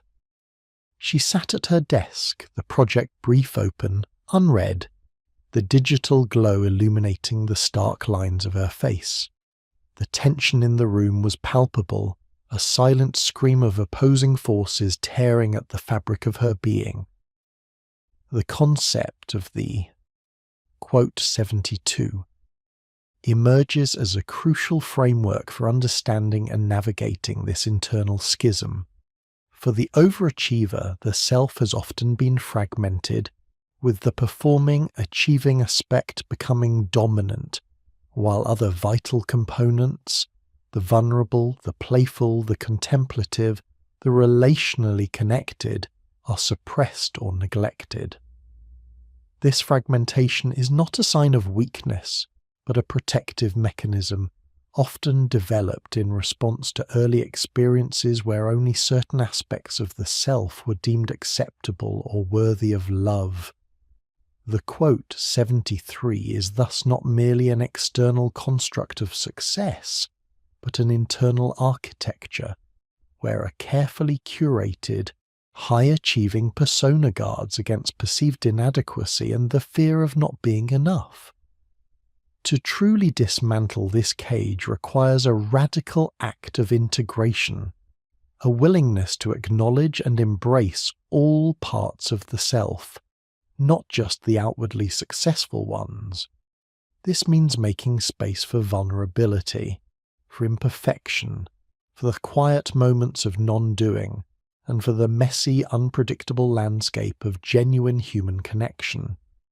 It demands a shift from a conditional sense of self-worth, where value is contingent on performance, to an unconditional recognition of inherent worth, irrespective of external achievements. This journey is profoundly counterintuitive for the overachiever, as it asks them to relinquish the very tools and strategies that have, paradoxically, brought them both immense success and profound suffering. The new acquisition project lay before Amelia, a shimmering, irresistible lure. Her boss, a man whose entire existence seemed predicated on quarterly reports and market share, had called, his voice brimming with unbridled enthusiasm. Quote 74. The words, once intoxicating, now felt like heavy chains. She could feel the familiar pull, the desire to dive in, to prove them all right, to silence the faint, nagging voice of self-doubt that still lingered. She could feel the rush of the chase, the intellectual thrill of outmaneuvering competitors, the satisfaction of a perfectly executed strategy. For a moment she almost succumbed. Her fingers hovered over the keyboard, ready to draft an aggressive, meticulously detailed project plan. Her mind raced, mapping out timelines, identifying potential roadblocks, envisioning the triumphant press release. The old narrative began to play. This is who you are. This is your purpose. Don't be weak. Don't falter now. Then she paused. Her breath caught in her throat.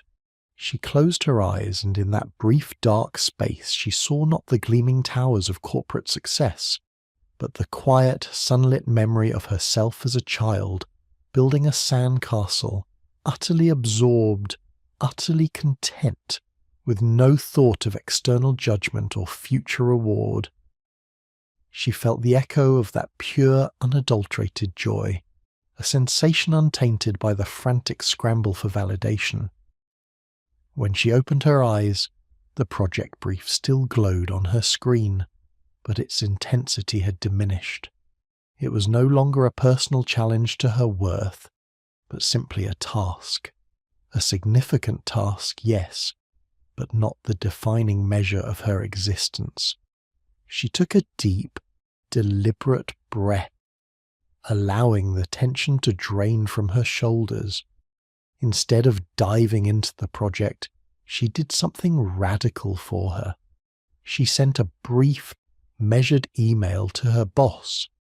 It acknowledged the importance of the acquisition, outlined a preliminary high-level strategy, and crucially stated her intention to delegate certain aspects to her team, emphasizing collaboration rather than singular heroic effort.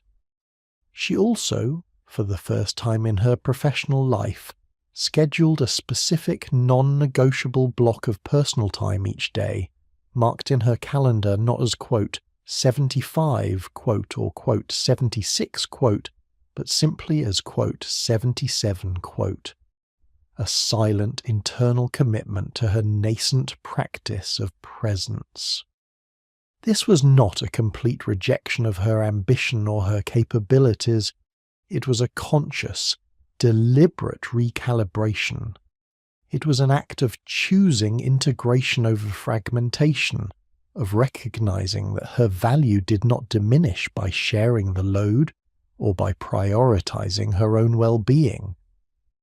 It was a subtle, yet profound act of self-compassion, acknowledging the immense pressure she had always placed upon herself and offering herself a different, gentler path.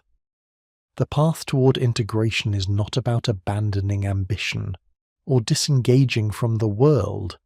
Rather, it is about transforming the source of motivation and the definition of success. It asks us to move beyond the relentless pursuit of external markers and to cultivate a rich, internal landscape of self-worth that is robust enough to withstand the inevitable fluctuations of life. This requires an ongoing practice of self-awareness, an ability to observe the ingrained patterns without judgment, and to repeatedly choose alignment with one's authentic self, even when the siren song of the golden cage beckons. Self-compassion becomes the bedrock of this transformation. When old patterns inevitably re-emerge, and they will, for habits are deeply etched grooves in the mind, the response must be one of understanding and kindness, not self-flagellation. Each moment of recognition, each conscious choice to pivot away from the familiar striving and towards intrinsic worth, is a small victory, a subtle rewiring of the brain.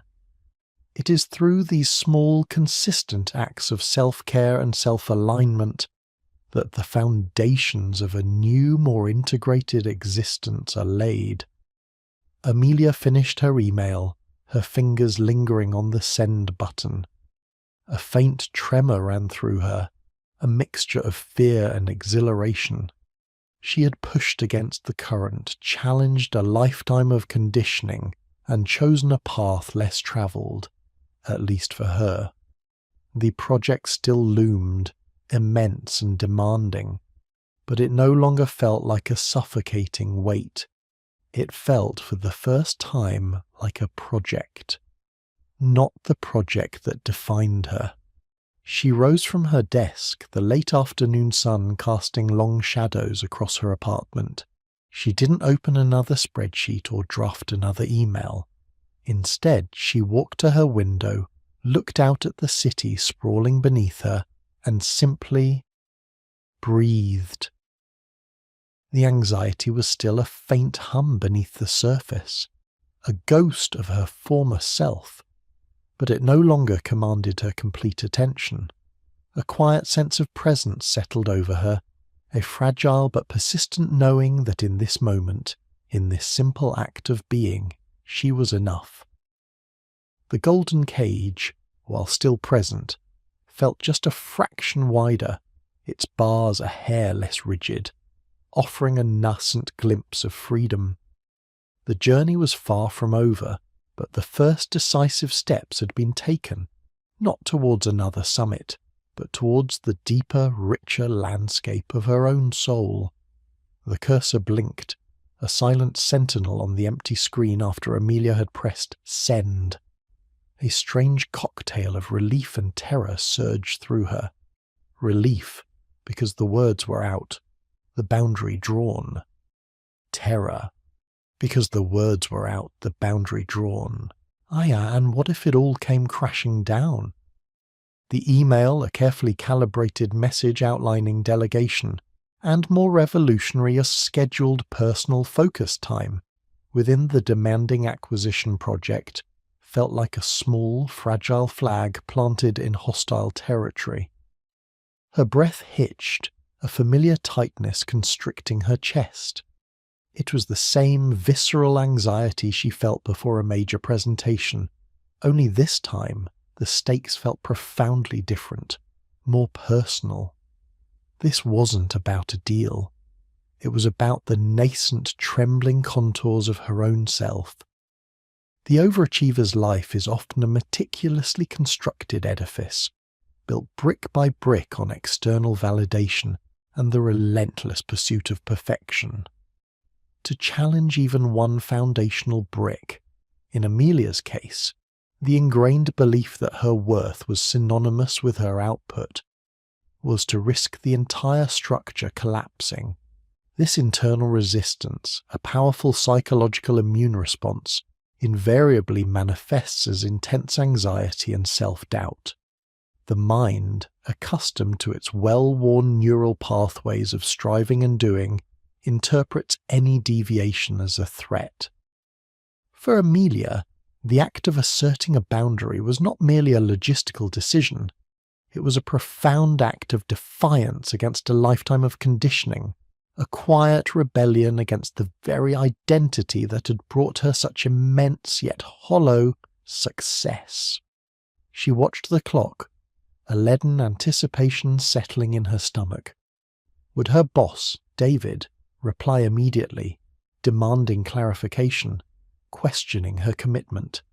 Would he interpret her strategic delegation as a sign of weakness, a retreat from the heroic solo effort she had always delivered? Every minute that passed without a response stretched into an eternity, filling the silence of her opulent apartment with the echoes of her deepest insecurities. Her hands, usually restless, lay still in her lap, her gaze fixed on the muted city lights beyond her panoramic window. The familiar urge to check her phone, to open her laptop and dive into another task, any task, to smother the discomfort, was almost unbearable. This was the true test of non-doing, not just the absence of external activity, but the excruciating presence of internal unrest. This period of waiting, of deliberate inaction, is often the most challenging phase for individuals accustomed to constant motion. The psychological void created by stepping back from relentless activity can feel terrifyingly vast, a vacuum into which all unaddressed fears and insecurities rush. For the overachiever, whose sense of self has been inextricably linked to productivity, the cessation of doing can trigger an existential crisis. Who are we, if not our achievements? What remains when the accolades fade and the projects are completed? This is the crucible in which a new intrinsic sense of worth must be forged, often amidst profound discomfort and the persistent whisper of the ego, urging a return to the familiar, albeit destructive, patterns. Hours later, long past midnight, her phone vibrated. A brief, concise email from David. "Amelia, thanks for this. Looks like a solid plan. Let's discuss details at our Monday check-in. Good to see you thinking strategically about resource allocation." Her initial reaction was a surge of relief so potent it almost brought tears to her eyes. He hadn't rejected it. He hadn't questioned her. He had, in fact, validated her strategic thinking. But beneath the relief, a subtle, insidious doubt began to creep in. Was his response too brief? Was he subtly conveying disapproval? Was "good to see you thinking strategically" a veiled jab at her previous, more individualistic approach? The overachiever's mind, accustomed to scrutinizing every nuance for potential criticism, finds it almost impossible to accept simple affirmation at face value. It seeks the hidden agenda, the underlying judgment, reinforcing the narrative of perpetual inadequacy. The next morning, the first focus time block loomed in her calendar, a stark, empty rectangle amidst a sea of meetings and deadlines. She had blocked out 2 hours. 2 hours. Her fingers hovered over the keyboard, an almost uncontrollable compulsion to fill it, to move it, to delete it. What would she even do? Meditate? Read? Go for a walk? These activities, so alien to her professional identity, felt frivolous, unproductive. The ingrained guilt, the sense of wasting precious time that could be dedicated to advancing this project, was palpable. It was a struggle against decades of internalized messaging that equated worth with quantifiable output. The radical act of non-doing for the overachiever is not simply about resting. It is about dismantling the very framework through which they perceive value. In a society that often glorifies busyness and material achievement, stepping back can feel like an act of betrayal against both self and societal expectations.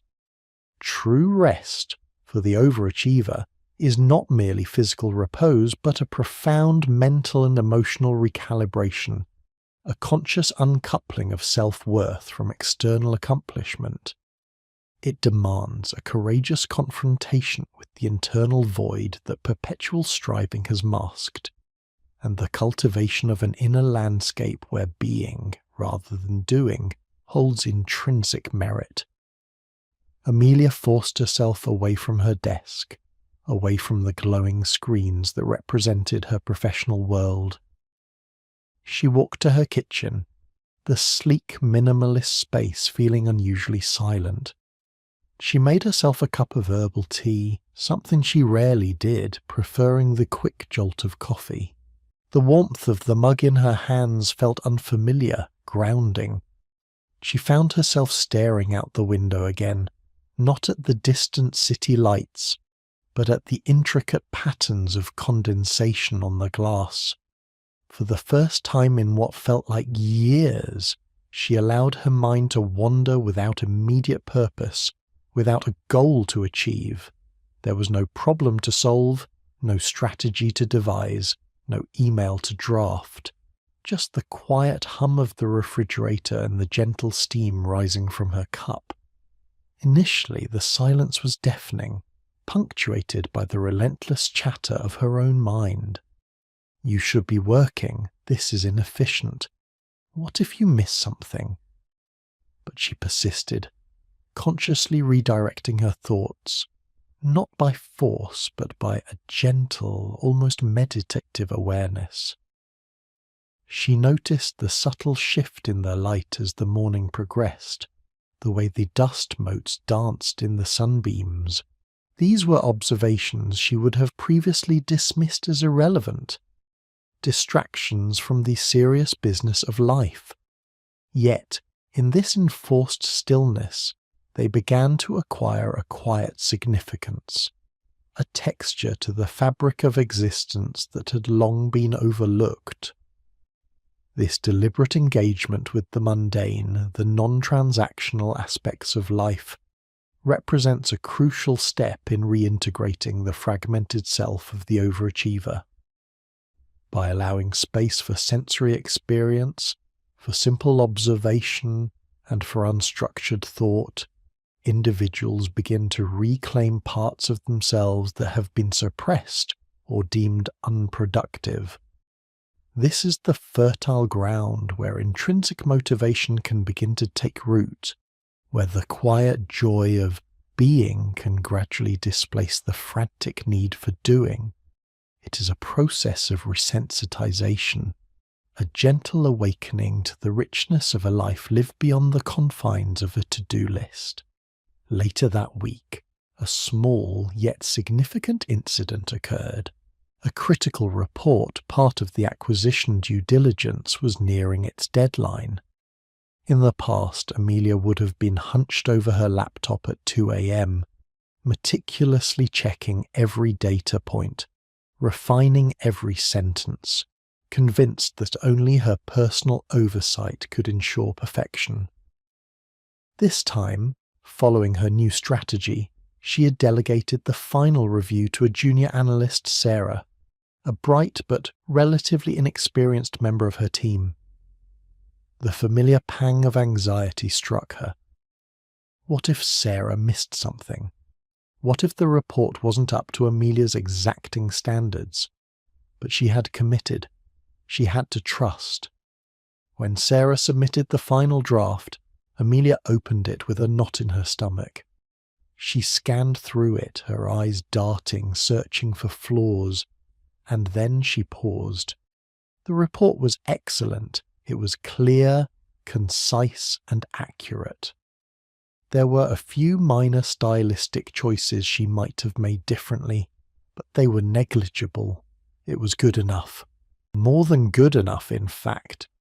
It was a testament to Sarah's capability and her own capacity to empower others. A wave of something unexpected washed over her.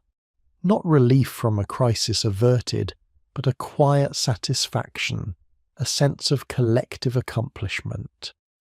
It was a different kind of reward, one that felt more expansive, less solitary. This experience, seemingly minor, illustrates a profound shift in the overachiever's paradigm.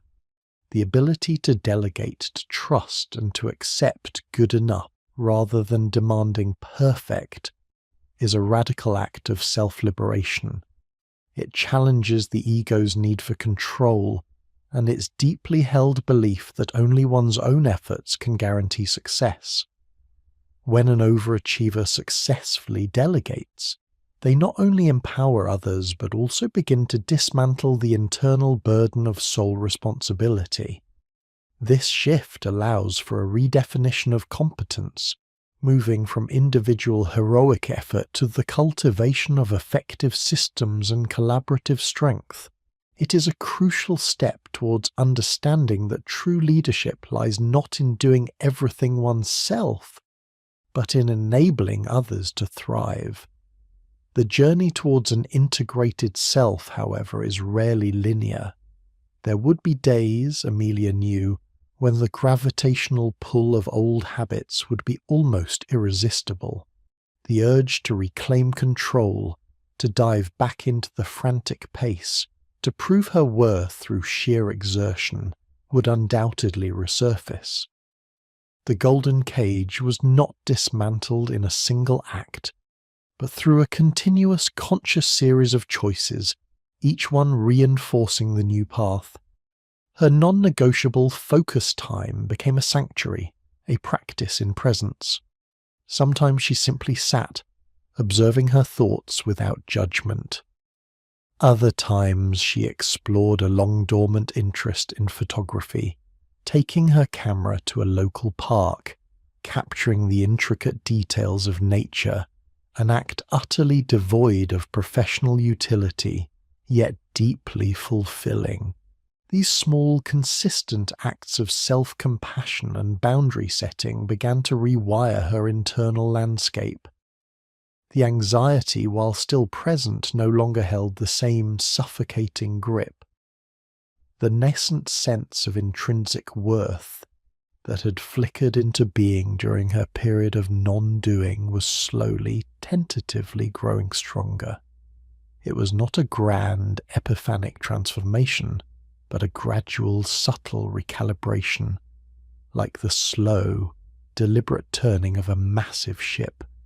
She was learning to listen to her body, to recognize the signs of fatigue before exhaustion set in, to honor her need for rest, not as a luxury, but as a fundamental requirement for sustainable well-being. The redefinition of success for the overachiever is not merely an intellectual exercise, but a lived experience. It involves a fundamental shift from external metrics of achievement to internal states of fulfillment, meaning, and connection. This transition requires sustained effort, self-awareness, and a willingness to tolerate the discomfort of uncertainty.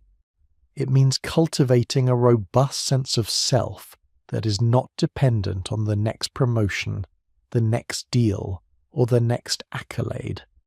Instead, worth is found in the quiet integrity of one's being, in the capacity for genuine connection, and in the pursuit of activities that nourish the soul, irrespective of their market value. Amelia looked out at the city again, the familiar panorama now imbued with a different light. The skyscrapers still pierced the sky, symbols of ambition and power, but they no longer held the same magnetic pull, the same oppressive weight. The quote 92 felt undeniably wider, its bars less rigid, its gilded sheen dulled by the light of her own emerging awareness. She wasn't free yet, not entirely, but she was no longer merely rattling the bars. She was actively, consciously, and with a quiet determination, beginning to reshape the very architecture of her existence. The path was long, undoubtedly fraught with challenges, but for the first time in a very long time, Amelia felt a profound sense of agency. A quiet knowing that she was finally truly on her way home to herself. The work was far from over, but the most important project of her life, the integration of her fragmented self, had finally begun in earnest.